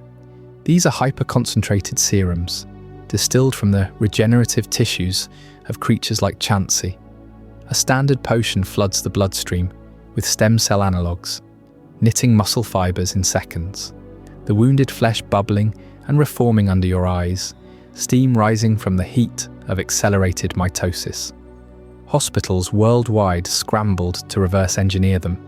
Suddenly, battlefield medics became pioneers, their spray bottles evolving into intravenous drips that slashed surgery times from hours to minutes. Revives took it further, pulling Pokémon from the brink of true death. Imagine your Garchomp, heart stilled by a critical hit, in your eyes glazing over on the arena floor. You crush the crystal vial, pink dust exploding in a shimmering cloud, and within heartbeats, its chest heaves, roar echoing as neural pathways reignite. Pharma giants like Pfizer Poke merged overnight. Their R&D labs churning out variants, full restores for organ failure, max elixirs that supercharge stamina reserves drawn from blissey eggs. The industry exploded to trillions annually. Cancer wards adopted revive protocols, zapping terminal patients back from comas. You saw the headlines. Queen Elizabeth II revived at 115, waving from Buckingham Palace after a cardiac event. Ethical debates raged in parliaments. Was this playing God or evolution's next leap? Yet for every gleaming arena victory, shadows deepened in the wilds. Dishinis, those rare Pokémon with iridescent hides, one in hundreds of thousands, became the holy grail. Their scales refract light like living opals, a shiny Charizard's flames burning violet instead of orange, fetching auction prices rivaling super yachts. Legitimate breeders chased genetic lotteries with CRISPRed eggs, but demand outpaced supply. Enter the poaching syndicates, faceless cartels operating from Southeast Asian jungles to African savannas. These weren't amateurs. Syndicate crews, ex-special forces with drone spotters, and tranquilizer drones swept through preserves under moonless skies. You'd hear the stories whispered in trainer forums, a convoy of black market vans rumbling across the Mongolian steppes, nets ensnaring a herd of shiny Ponyta, their manes trailing ethereal fire. Processors in hidden labs stripped them for scale grafts, enhancing common Pokémon with cosmetic shimmer, or auctioned whole to ultra-wealthy collectors. Wildlife agencies formed task forces, but corruption ran deep. Bribed rangers tipping off locations of nesting Rayquaza pods in the Himalayas. One bust in 2042 uncovered a shiny Mewtwo clone farm beneath the Andes, worth billions, guarded by hacked security Mons. The fallout reshaped conservation. National parks became fortresses, electric fences pulsing with Zapdos-derived currents, patrols riding Arcanine packs. You felt the tension at borders, customs agents scanning luggage with aura readers for smuggled eggs. Trainers walked to razor's edge. Declare your shiny Gyarados, pay the import tax, or risk syndicate hit squads stealing it back. Battles turned cutthroat. A shiny variant's edge-tipping world titles, fueling black market breeding rings that doped females with unstable mutagens, birthing twisted failures dumped in oceans. This global frenzy of training, healing, and hunting forged an economy where your loyal companion could fund empires or spark wars. But sustaining these titans through endless clashes demands innovations beyond even revives and potions. Treatments that rewrite the boundaries of flesh and soul, as we'll uncover in Veterinary Revolution. Those miracle pharmaceuticals we just explored, the potions and revives flooding the market from sanctioned battling circuits. They don't just reshape human medicine, they birth an entirely new frontier in veterinary care. Picture the first Pokémon vet clinic after the emergence. A modest strip mall setup crammed with beeping monitors and jury-rigged oxygen tents, where a harried doctor stares down a Charmander's third-degree tail, burns from an overzealous ember attack. That chaos evolves overnight into sprawling complexes rivaling human trauma centers. Neon-lit hubs pulsing with the glow of regeneration pods and elemental neutralizers. We call them Pokémon centers now, but they're no fairy tale rest stops. They're fortresses of flesh-mending wizardry, where animal medicine catapults from leech and lancet antiquity into a biotech arms race. You walk through those sliding glass doors at 3 a.m, your loyal Growlithe wheezing from a poisoned scratch, and the air hits you first thick with the metallic tang of ionized plasma scrubbers sucking away residual thunderbolt ozone. Nurses in biosuits, their faces half hidden behind visors etched with fatigue lines, swarm triage bays lined with stasis chambers, humming like overworked refrigerators. No more quaint exam tables. These are surgical theatres equipped with neural interfaces that map a Pokémon's pain pathways in real time. Lasers calibrated to excise poison-type toxins without shredding vital organs. The transformation hits hardest when you see the old guard, vets trained on Labrador hips and feline diabetes, now upskilling in xenobiology crash courses, memorizing the volatile chemistry of a muck sludge or the cryogenic fractures in a Glacian's ice lattice. Governments pour billions into this revolution, subsidizing centers because unchecked battle injuries could bankrupt pet owners and flood shelters with untrainable invalids. But step behind the glamour, and you uncover the grueling marrow of a Nurse Joy's shift. Yes, those iconic figures, reimagined as real-world saints of suffering. their smiles masking 18-hour marathons in scrubs stiff with dried ichor. She starts dawn patrol, triaging a parade of casualties. A pidgeot with hyperbeam lacerations, its plumage shredded like wet confetti, feathers matted in blood that glows faintly blue from residual energy discharge. The wound site festers with necrotic tissue, where the beam's particle barrage has vaporized muscle down to the keel bone. Joy wields a dermal regenerator, coaxing stem cells to knit the gap, while pumping anti-radiation chelators into its veins. No respite, next bay's over. A bay leaf battles elemental rot from a water gun infusion, gone septic, its leafy bulb wilting into black slime as fungal spores from the attack burrow deep. She suctions the rot under sterile lamps that mimic forest sunlight, her gloved hands trembling from the acrid fumes rising like swamp gas, all while logging vitals on a tablet that flags organ failure risks in pulsing red. That rot doesn't yield easily. It's a biochemical siege, where opposing type energies clash like acid on metal, corroding from the inside out. Joy calibrates a phage cocktail, engineered viruses that hunt the invading pathogens, but one slip, and the bay leaf's vascular system turns to mulch. By midday, she's elbow deep in a Raichu's electric arc scarring, fur singed to char, skin puckered into keloid ridges that spark faintly on contact. The air crackles with static as she applies conductive gels to discharge trapped volts. Her own hair frizzing under the field, sweat beading despite the climate controls.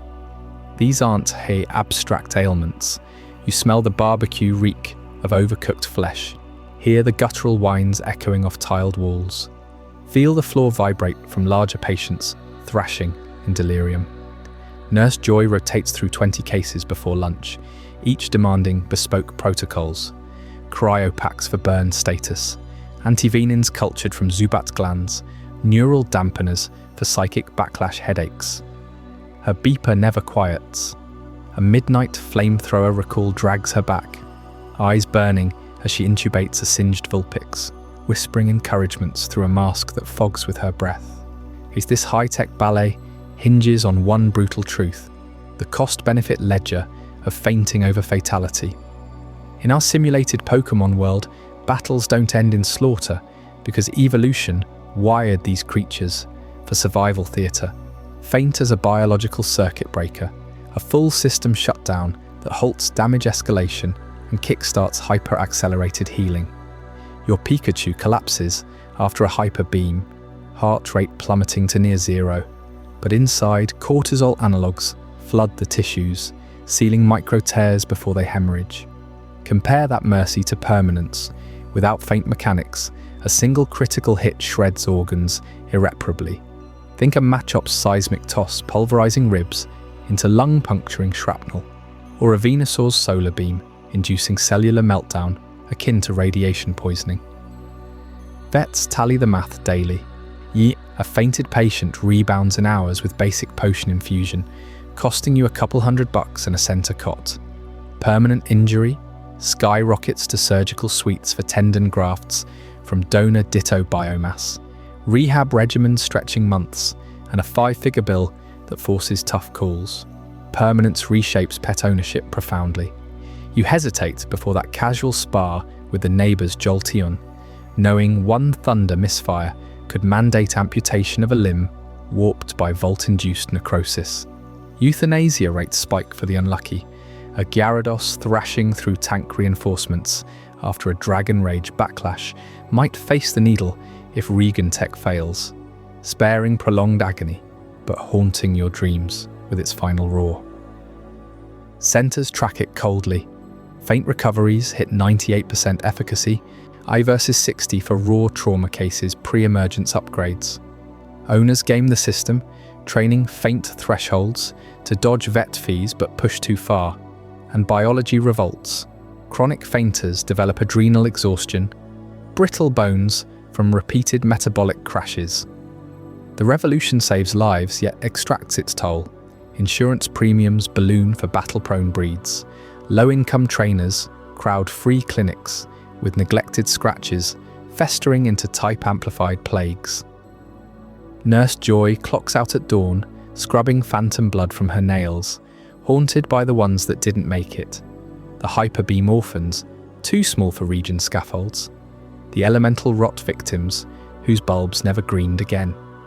Yet she returns because this veterinary renaissance turns Pokémon companionship from reckless thrill into sustainable bond, where your pet's ferocity meets human ingenuity head-on. As we wrap this chapter on the vets holding the line against battle's brutality, brace yourself for Chapter 13. Aquatic Companions, where the deep-end dangers of owning a water-loving powerhouse turn every bathtub into a potential tidal catastrophe. While Nurse Joy staunches the flow of elemental rot from a battered Gyarados scale, or stitches up hyperbeam scars on a weary Blastoise shell, she often pauses to check the massive filtration tanks humming in the back of every Pokémon Center. Those aren't just for emergencies, they're lifelines for the aquatic companions that make up nearly a quarter of all registered pets worldwide. You see, in a world where most homes sit high and dry on concrete coasts or landlocked suburbs, keeping a Lapras or Vaporeon alive means rewriting the rules of everyday living. Picture your cozy apartment, the one with the balcony overlooking the city sprawl. Now squeeze in a Vaporeon, that sleek, eel-like beauty with fur that shimmers like oil on water. She needs at least 5,000 gallons of pristine chilled salt water, circulating 24/7 just to stay hydrated, equivalent to filling an Olympic-sized pool every 2 weeks if you're relying on municipal supplies. Owners rig up custom-built vivariums in basements or converted garages, pipes snaking through walls like veins, UV lamps mimicking ocean depths to prevent algal blooms that could turn the tank toxic overnight. One slip-up, a pump failure during a summer blackout, and your companion starts shedding scales, gills fluttering in desperation.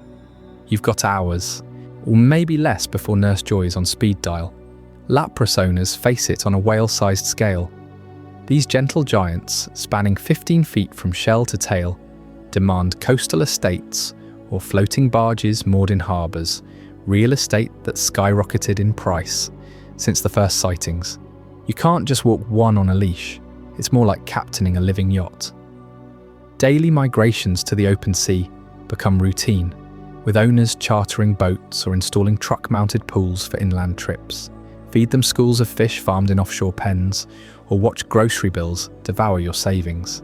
A single Lapras can polish off 200 pounds of krill and mackerel weekly. Yet that bond forms deep, curling up on her shell under starlit waves, a melodic hum vibrating through your chest like a lullaby from the deep. The pros pull you in hard. Vaporeons slip through your daily grind like liquid silk, compact enough for urban life, their acid armour letting them phase through tight spaces during apartment moves.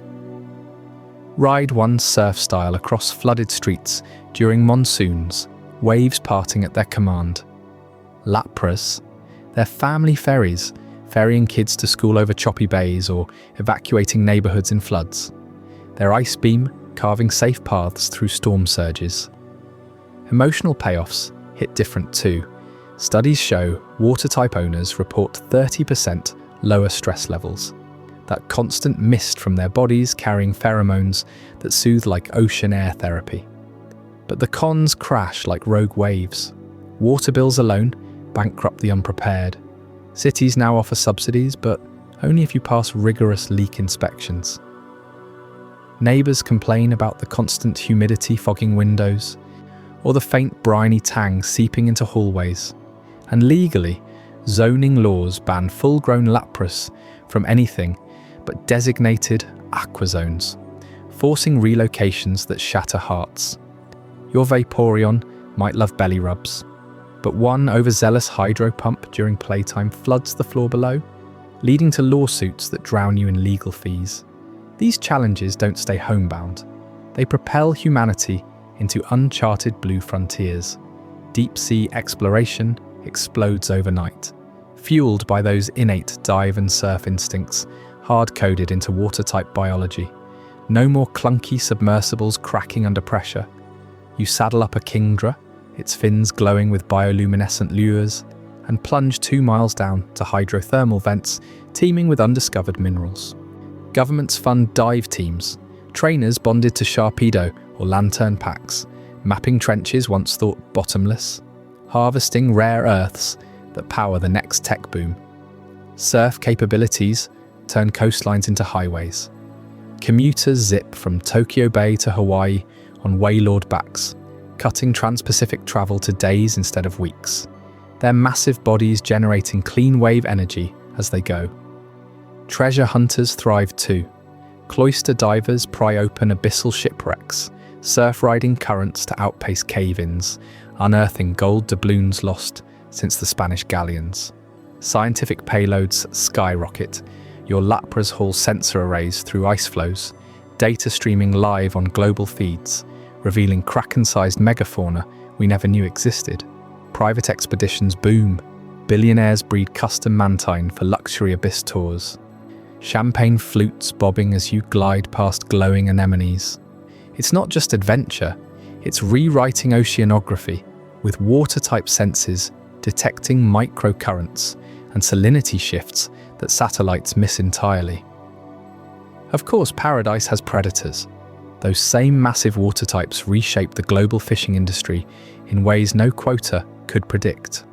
Whiskash herds vacuum up cod stocks in the North Atlantic, their earthquake tremors scattering fleets for miles. Gyarados rampages turn tuna runs into no-go zones, dragon rage scorching nets before they close. Commercial catches plummet 60% in the first decade, sardine canneries shuttering from Alaska to Namibia. Fishermen pivot to aquaculture megafarms, breeding baitfish in enclosed bays patrolled by loyal Corsola to fend off poaching quagsire. Environmentalists clash hard. On one side, water types restore coral reefs shattered by warming seas. Ludicolo dances summon rain cycles that cool overheated atolls, while melodic scales secrete compounds accelerating reef regrowth tenfold. But the giants, waylord migrations eclipse krill blooms, starving baleen whales already on the brink. Governments impose mega monster seasons, herding behemoths to barren gyres with sonar lures. But black markets spring up for Lapras milk, rich in omega-3s. Bottling it commands yacht prices per litre. Your pet Vaporeon might nibble sustainably farmed shrimp, but her wild kin tip ecosystems into chaos, forcing humanity to choose. Tame the tide or let it swallow the seas. Through it all, the intimacy endures. That Vaporeon nuzzling your hand at dawn, tail swishing droplets across the kitchen floor. Hear the Lapras song echoing as she surfaces with a mouthful of seashells, gifts from the deep. They're not just survivors of our dry world, they're bridges to it, pulling us under into wonders we were born to explore. And as we surface from these watery depths, prepare to confront the ones who defy the seas altogether, the godlike forces hiding in plain sight. Up next, Chapter 14, The Legendaries Among Us. I hope you're as amazed by this as I am. If you want to stay updated on more content like this, make sure to subscribe and join our community of curious minds. Trust me, what's coming next will challenge everything you thought you knew. While Lapras herds glide through abyssal trenches, unlocking minerals and mysteries we once chased with submersibles, their sonar songs echoing across forgotten seabeds. You've started to sense the fragility of our dominion. What if one creature shattered it all, not through a fleet of beasts, but a solitary arrival? In this simulation, we release just one, Mewtwo, the engineered apex, cloned from ancient genetic whispers into a being that defies biology itself. Picture the first sighting off the Mariana Trench, where a Lapras expedition captures grainy footage on thermal cams. A shadow, vast and violet, pulses with psychic energy that warps the water around it. Sensors fry before it surfaces, levitating above the waves, eyes glowing like twin supernovas. Mewtwo doesn't announce itself with roars or displays. It simply exists, and governments notice. Within hours, Satellite feeds glitch worldwide as its telekinetic field scrambles orbits. Newsrooms erupt. Is this a weapon? A mutation from our own Pokémon labs gone rogue? The creature hovers motionless for days, feeding on ambient energy, ignoring jets that scramble from carriers below. Panic cascades like a chain reaction. The United States accuses China of unleashing a bioweapon, pointing to leaked gene-splicing patents from Shanghai labs. Beijing counters with footage of American black sites in Nevada, where Abra teleports were allegedly weaponized. Russia mobilizes its Gyarados battalions along the Arctic, claiming preemptive defense, while Europe seals borders, quarantining every Mew-like anomaly in private collections. Stock markets crater as investors dump shares in Pokeball manufacturers, fearing obsolescence against something that phases through steel. Protests swell in Tokyo streets, trainers chaining their Espeon in solidarity, chanting that Mewtwo heralds the end of human exceptionalism. But Mewtwo doesn't strike, it observes, drifts across hemispheres, dismantling a rogue missile silo in the Pacific with a mere thought, debris raining harmless like confetti. World leaders convene in bunkers, their Pokédex experts whispering probabilities. This isn't a Pokémon, it's a god-tier predator, IQ off the charts, capable of rewriting DNA mid-battle. Treaties dissolve overnight. NATO fractures when France demands shared custody of Articuno for counterbalance, only for the UK to reveal its hoarded Mewtwo countermeasures. Failed clones that devolved into feral shadows.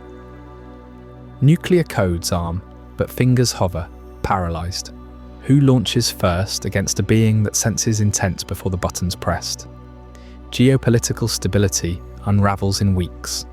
Supply chains snap as Dragonite couriers refuse routes over Mewtwo's projected path.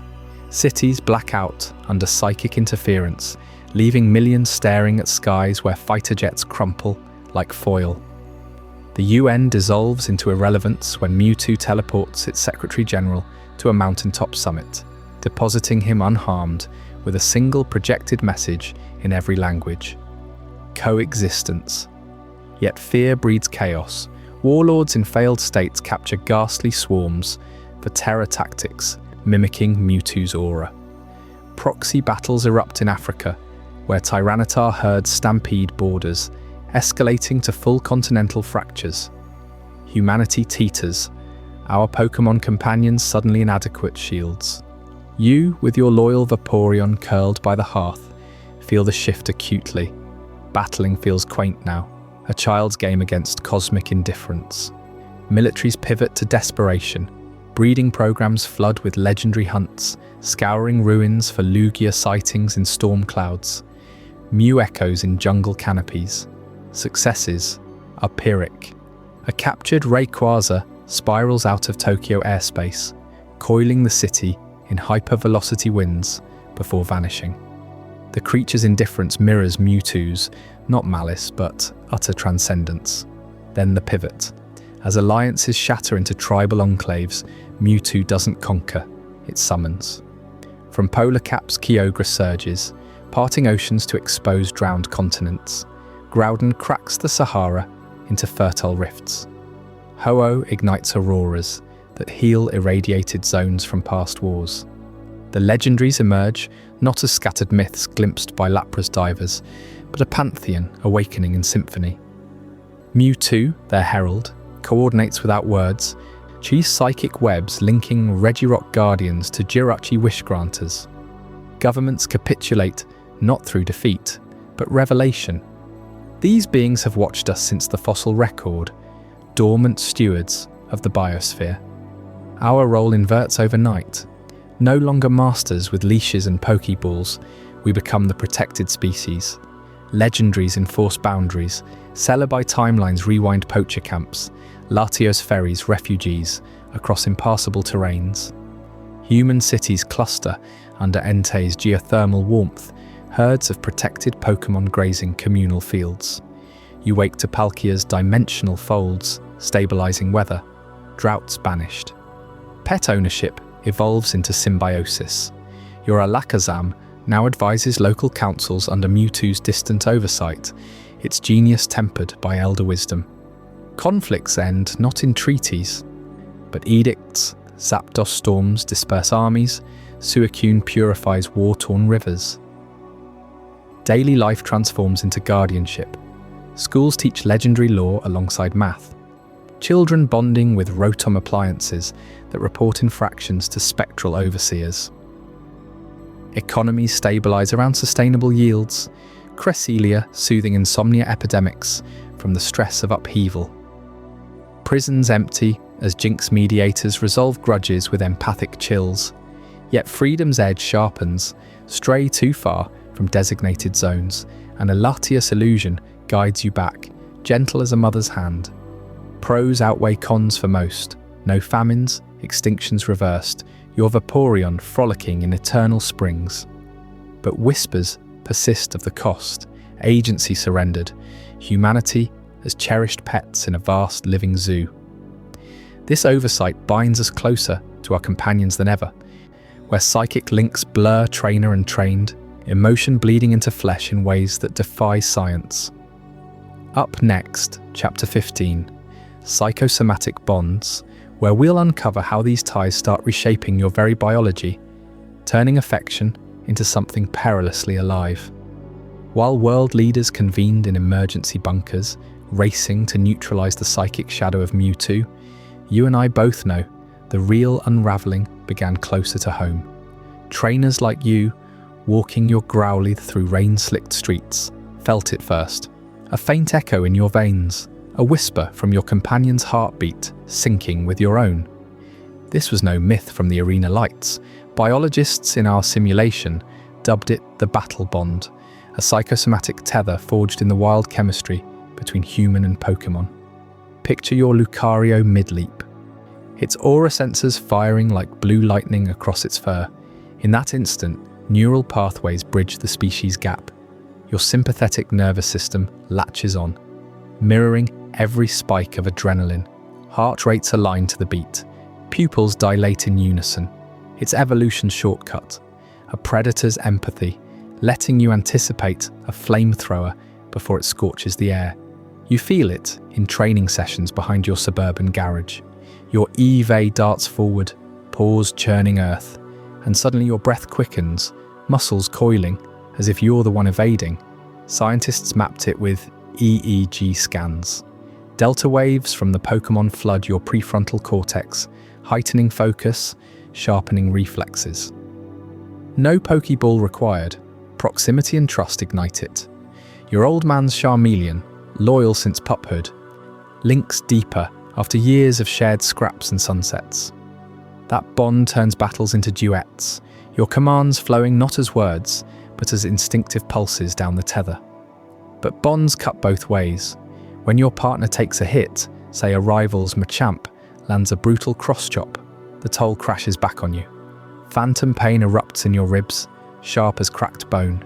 Nausea rolls in waves, mimicking the Pokemon's elemental burns. In our sim, emergency rooms filled with trainers doubled over, sweat-soaked, while their unscathed companions paced nearby, whining. It's mirror neuron overload. Your brain interprets their cortisol surge as your own. A thunderbolt graze, your nerves light up, twitching like live wires under skin. Field medics coined it sync shock. We've seen trainers collapse mid-battle, gasping as their Venusaur absorbs a solar beam, leaves wilting under the blaze. Recovery takes hours, sometimes days. IV drips laced with custom neural blockers to sever the link temporarily. Yet vets warn against it. Sever too long, and the bond phrase, leaving your Pokémon sluggish, distrustful. Pros like you push through, popping painkillers named after badges, because that shared victory rush. It redefines loyalty. Your Bulbasaur tanks a mudslide from a Swampert, vines snapping like whips. You taste the grit in your throat, feel the crush in your chest, but then it rises, seeds blooming defiant, and euphoria floods you both. Endorphins doubled, a high purer than any drug. This sync high hooks deeper than caffeine or victory parades. Trainers chase it obsessively, skipping work for dawn spas, bodies lean and scarred from echoed wounds. Communities formed around it, first in basements, then hidden arenas. Underground link clubs sprouted in warehouse districts. Neon signs flickering. Bond only, no spectators. You slip in with your partner, air thick with ozone and sweat. Mats circle under dim bulbs, trainers pairing off not for dominance, but raw connection. A Jolteon zaps its handler's palm in controlled bursts. You watch her eyes roll back, moaning from the electric bliss. No battles, just sync drills, pushing the tether to breaking. These clubs thrive on the edge. Medics hawk black market stabilizers, whispering about permanent fusions gone wrong. Trainers twitching eternally from oversync. Your neighbour's Espeon links too long one night, leaves him catatonic, purring in his sleep. Addicts form packs, and trading tips on amplifying the high, pheromone oils from Vulpix dens, meditation chants echoing ancient lore. Police raid them quarterly, but they burrow deeper, fueled by that godlike unity you crave after a lifetime of solitude. As pets, this bond elevates everything. Your Meowth curls in your lap, purring vibrations sinking your blood pressure low. Stress melting like morning dew. Walks become dances. It dodges curbs you sense coming. But cons loom large. A street fight with feral Rattata? You crumple from bites you never felt. Wallet drained on antibacs. Vets counsel limits. Bond young with docile types like Clefairy for companionship without combat crash. Battle breeds? Thrilling guardians, but they age you fast, wrinkles from every hyperbeam backlash. In quiet moments, you stroke your partner's flank, feeling its pulse thrum in your fingertips. This is the pet revolution we simulated. Not just fur and fetch, but souls entwined, yet whispers spread of bonds, snapping under strain, entire packs feral overnight. What happens when these tethers overload ecosystems at scale? That unravelling hits full force in our next chapter. Ecological collapse, where one frayed bond sparks a domino fall you won't see coming. That searing feedback from your Greninja's hydro pump leaves you doubled over, nerves firing like live wires. But step outside the stadium lights and the real agony unfolds. Not in your veins, but across the planet's skin. Within a decade of Pokémon breaching containment, Earth's biosphere cracks under their onslaught. Forests that once echoed with birdsong now pulse with the crackle of electrike packs. These shaggy blue predators, no taller than your knee, hunt in coordinated bursts of electricity that fry neural pathways mid-leap. Squirrels plummet from branches, deer stiffen in mid-stride, their herds thinning as thunderbolts arc through the canopy. You remember chasing your childhood tabby through the underbrush? Now those same woods belong to Purloin, sleek thieves with illusion cloaks that mimic leaves and shadows. They don't just steal food, they unravel food chains. Rabbits vanish first, then foxes, their territories claimed by these purple prowlers who hypnotize prey into paralysis before the kill. Rivers run red, not with blood, but with the silt of displaced salmon. Gyarados, those serpentine behemoths, born from overfed Magikarp in polluted streams, coil through waterways once teeming with trout. A single thrash sends shockwaves that pulverize fish eggs clinging to gravel beds. Eagles that once snatched spawning salmon now compete with Staraptor, whose gales shred nests and scatter fledglings like confetti. You can almost hear the silence settling.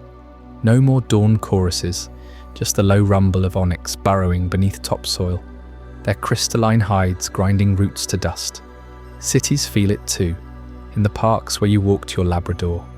That loyal golden retriever, with its boundless energy and wet-nosed greetings, fades into memory. Why tether a dog to a leash when a Growlithe trails fire in its wake, senses sharper than any hound? Families trade in their mutts for these ember-tailed pups who guard homes with flamethrower bursts that melt intruders' resolve. Cat lovers hesitate longer, but Meowth's coin-tossing gleam and payday scavenging outshine Whisker's lazy sunbathing. No litter box needed. These urban felines prowl alleys, bartering scraps for loyalty, their claws raking deeper than any house cat's scratch. Livestock pens empty under the same siege. Dairy farms, those sprawling grids of lowing Holsteins, crumble as mill tanks stampede in.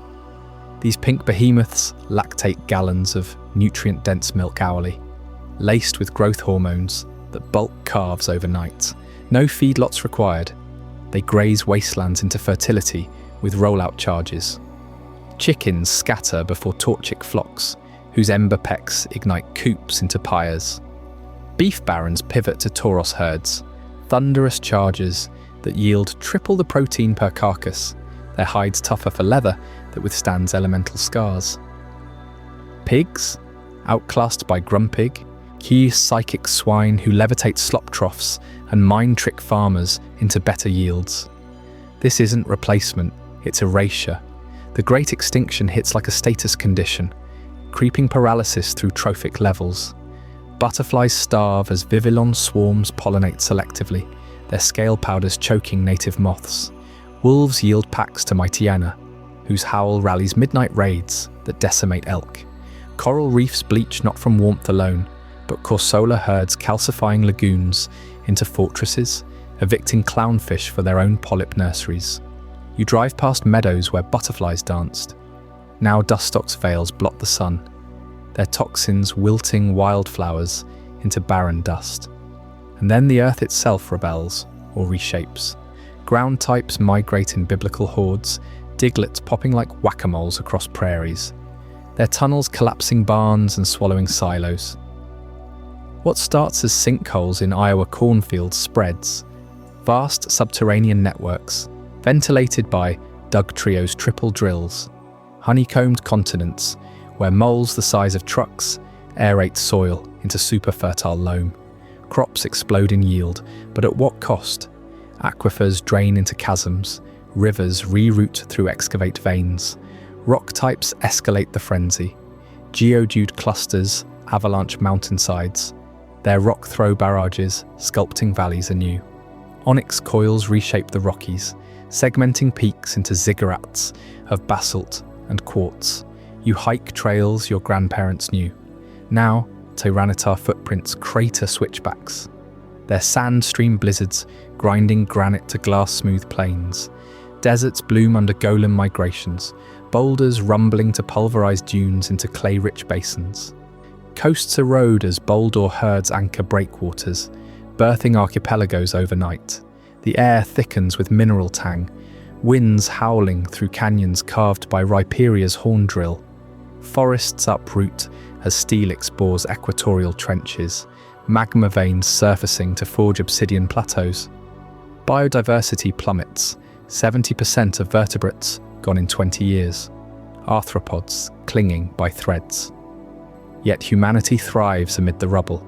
Pokémon-tamed soils feed billions, their migrations engineering Edens from ex-wastelands. Pets, the bond deepens here. Your childhood goldfish bowl shatters under the gaze of a Phoebus, that unassuming loach evolving into melodic grace with proper care. Hamsters yield to Rattata warrens, self-sustaining and infinitely trainable. The family farm cat, obsolete next to Delcatty, whose normalized aura turns scratches into massages, but shadows lengthen, invasive corfish overrun ponds, pinching koi to oblivion. Bee-drill hives usurp beehives, their megahorns lancing rivals mid-swarm. All this cascades from that first synced heartbeat, your pain mirroring theirs, as they claim not just your loyalty, but the planet's pulse. The wilds you roamed as a kid, Pokémon domains now, teeming with utility where whimsy once ruled. What verdict do we reach when the last stray dog whimpers into obscurity and your loyal Eevee curls at your feet instead? Tune in next for Chapter 17, the final verdict on pets, where we weigh if these companions save us or seal our fate. As the last stray dogs vanish into the underbrush, chased off by packs of territorial Growlithe, Heen and house cats slink away from the superior stealth of purloin shadows. You start to see the new hierarchy crystallize. Livestock fields lie fallow, Cows and chickens no match for the self-sustaining herds of Tauros that graze on anything and charge through fences like living battering rams. In this reshaped world, humans don't keep pets anymore. They bond with companions that redefine survival itself. Safety first, no wild mood swings or hidden fangs. Utility next, protection, transport, resources pulled straight from biology. We're talking the top 10 most viable real-world partners, ranked by how they'd slot into your daily life without turning it into a battlefield. Kicking off at number 10, it's the ever-adaptable Eve. You wake up to its soft fur brushing your hand, those big eyes scanning the room for threats before you even stir. No single type means no glaring weakness. Evolve it toward what you need. Maybe a Jolteon for urban pest control, zapping rats mid-leap, or a Vaporeon slipping through apartment pipes to fetch lost keys. Safety's solid. They're loyal pack animals, rarely aggressive unless provoked. Utility shines in versatility, but the evolution stress can leave you nursing a feisty Flareon scorching your curtains if you time it wrong. Still, in a collapsing ecosystem, Eevee's your wildcard starter, purring contentedly on the couch while the world burns outside. Number 9 brings in Lucario, the aura-sensing guardian that feels your anxiety before you do.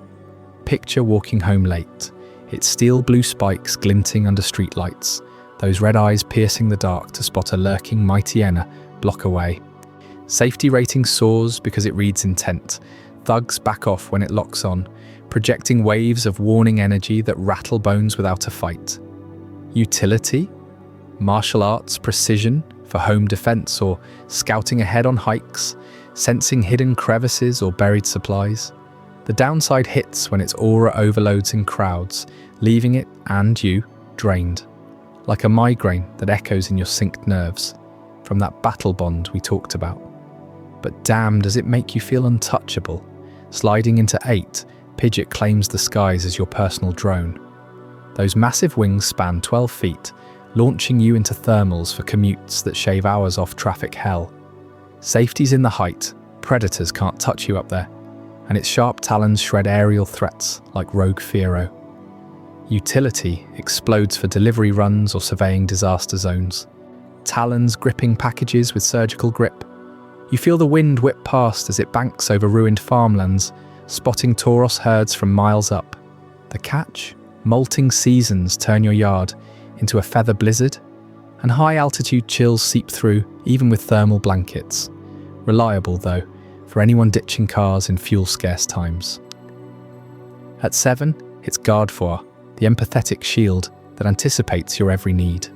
Her white gown flows like mist as she teleports dinner from the market, or erects psychic barriers against break-ins, glass shattering harmlessly mid-air. Safety pinnacle for empaths. She'll sense a heart attack coming and stabilize you with healing pulses, outpacing any nurse joy rush.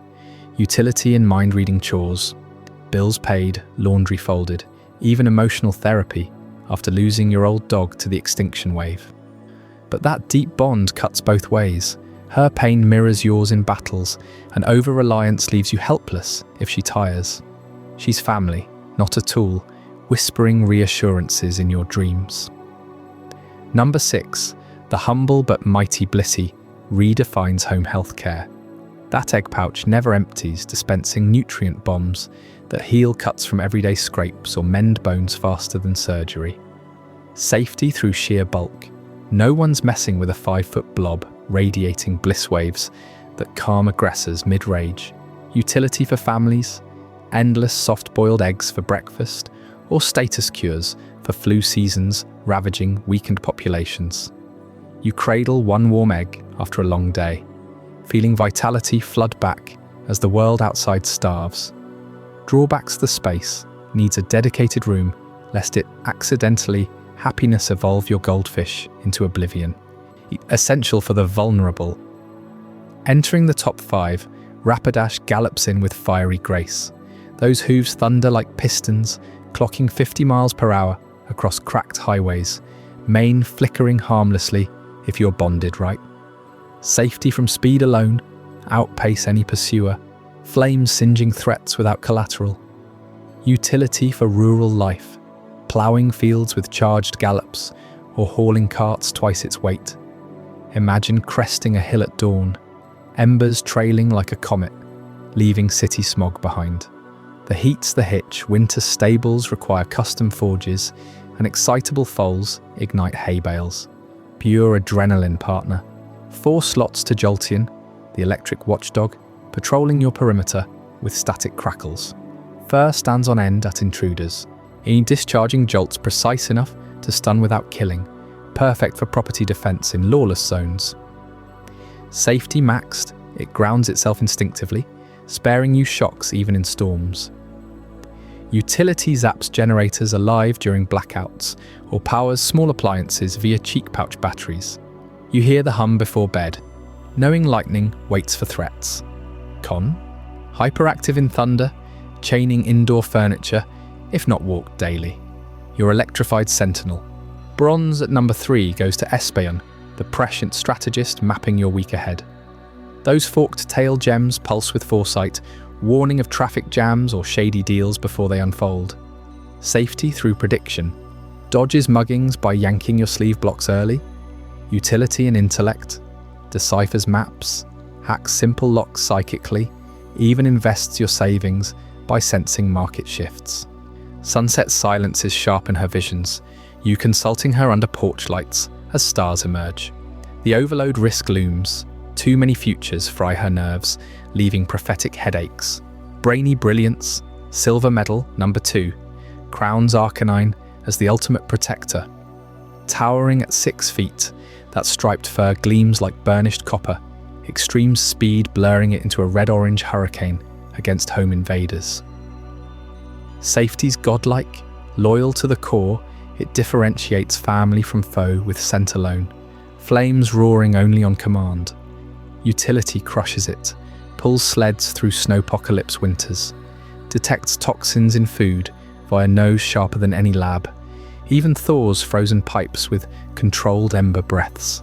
You bury fingers in its mane after a close call, heart pounding to its steady rumble, knowing nothing breaches that perimeter. Legends whisper of Arcanine packs fending off legendaries in wild sims, unrivaled guardian. But number 1, the crown jewel for viability, shocks everyone, Meowth, the ultimate financial asset. That sly grin hides coin claws raking streets clean via payday, showering you in glittering bills after every stroll. Thousands weekly, if trained right. Safety's underrated. Scratches sting, but rarely scar. And its street-smart spot scams from alleys away, yowling warnings that scatter pickpockets. Utility redefines wealth, fetches gems from ruins, barters with pearls in underground markets, even multiplies earnings by charming vendors.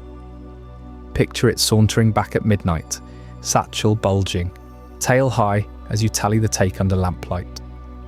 No protector beats Arcanine, sure, but in a world where money buys poke chow and safe havens, Meowth turns you into a kingpin, low maintenance, high reward.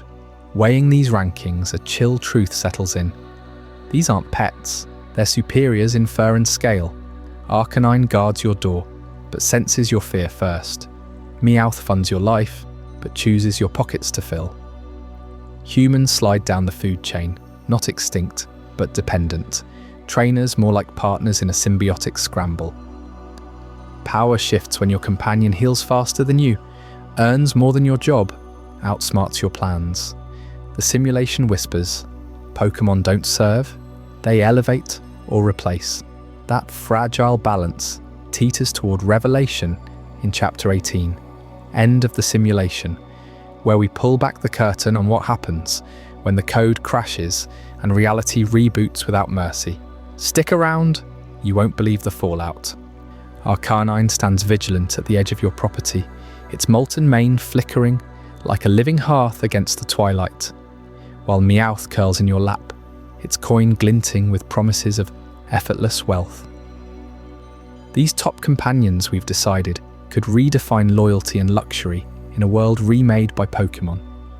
But even as their virtues shine brightest in our rankings, a deeper unease stirs in the simulation's core. The ecosystems we've nurtured teeter on the brink. Human societies fracture under the weight of legendaries and battle bonds, and the air thickens with the unintended consequences of inviting these creatures into our fragile reality. You reach for the console now, your fingers hovering over the shutdown sequence. The holographic display pulses with final warnings. Global biodiversity plummets to 12%. Trainer hospitalization rates spike from psychosomatic feedback loops, and feral packs roam suburbs where neighborhoods once stood. With a steady breath, you initiate the protocol. Engines hum lower, their vibration fading from a thunderous roar to a whisper, then silence. Virtual skies clear as biomes dissolve pixel by pixel. Lapras retreats into evaporating oceans.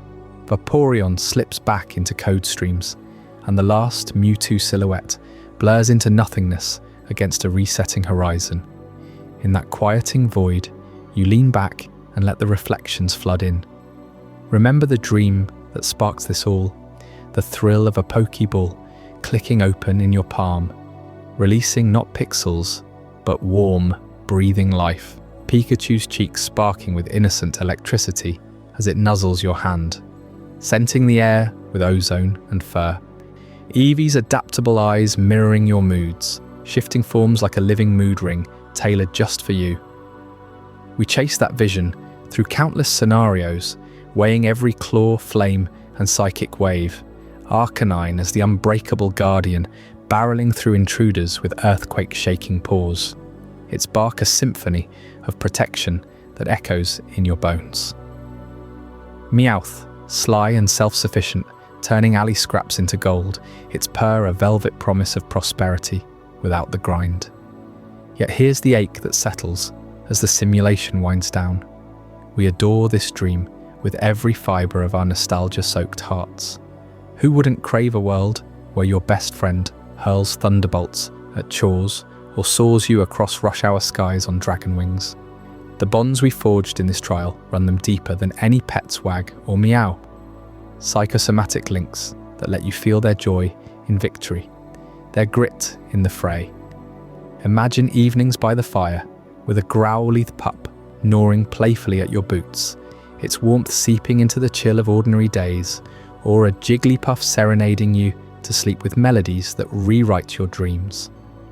These aren't just companions, they're extensions of our wildest selves, amplifying courage, curiosity, and that primal spark of adventure we buried under mortgages and 9-to-5s.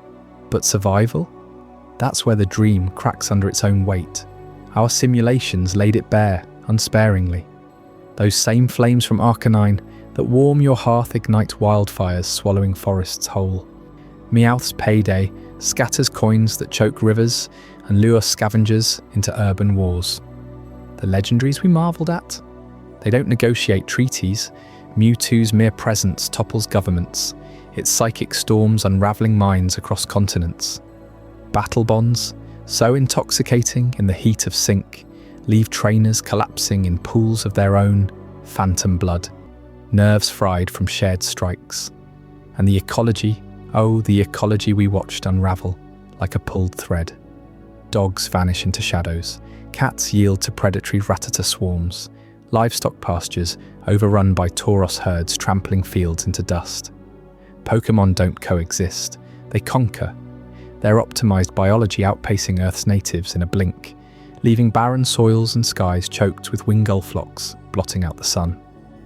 You feel it viscerally in the shutdown's afterglow. These beings demand a reality too vast, too volatile for our tender scaffolding. A single Gyarados rampage floods coastal cities, not in games, but with real debris and drowned homes. Venomous spores drift on winds, hallucinating entire towns into madness. Even the gentlest, like a Chansey, offering eggs of pure healing, strain supply chains as hospitals empty and black markets bloom with illicit revives. We humans, for all our ingenuity, aren't wired for gods in our backyards. Our bones break too easily, our world too brittle, our hearts too prone to loving what ultimately devours us. So we pull the plug, not out of defeat, but clarity. These magnificent creatures thrive in their native realm. The glow of screens where battles reset with a button, ecosystems loop eternally without extinction's shadow, and legendaries reign as awe without apocalypse. There, Pikachu shocks without blackouts, Charizard soars without ash clouds, and your Arcanine guards a digital hearth forever warm. The digital veil shields them from our chaos and us from theirs, preserving the pure joy of the chase, the bond unbroken by blood or fallout. It's the perfect sanctuary, where dreams breathe free, untethered by the grave costs of flesh and fang. As the final code compiles, and the simulation archives itself, you sit with that bittersweet glow. We've glimpsed paradise's edge, tasted its fire, and chosen wisely to let it flicker on our screens alone. What did you think of this journey? I'd love to hear your thoughts in the comments below. If this changed your perspective or taught you something new, consider subscribing for more mind-expanding content. And if you know someone who would find this as fascinating as you did, share it with them. These are the kind of conversations that matter.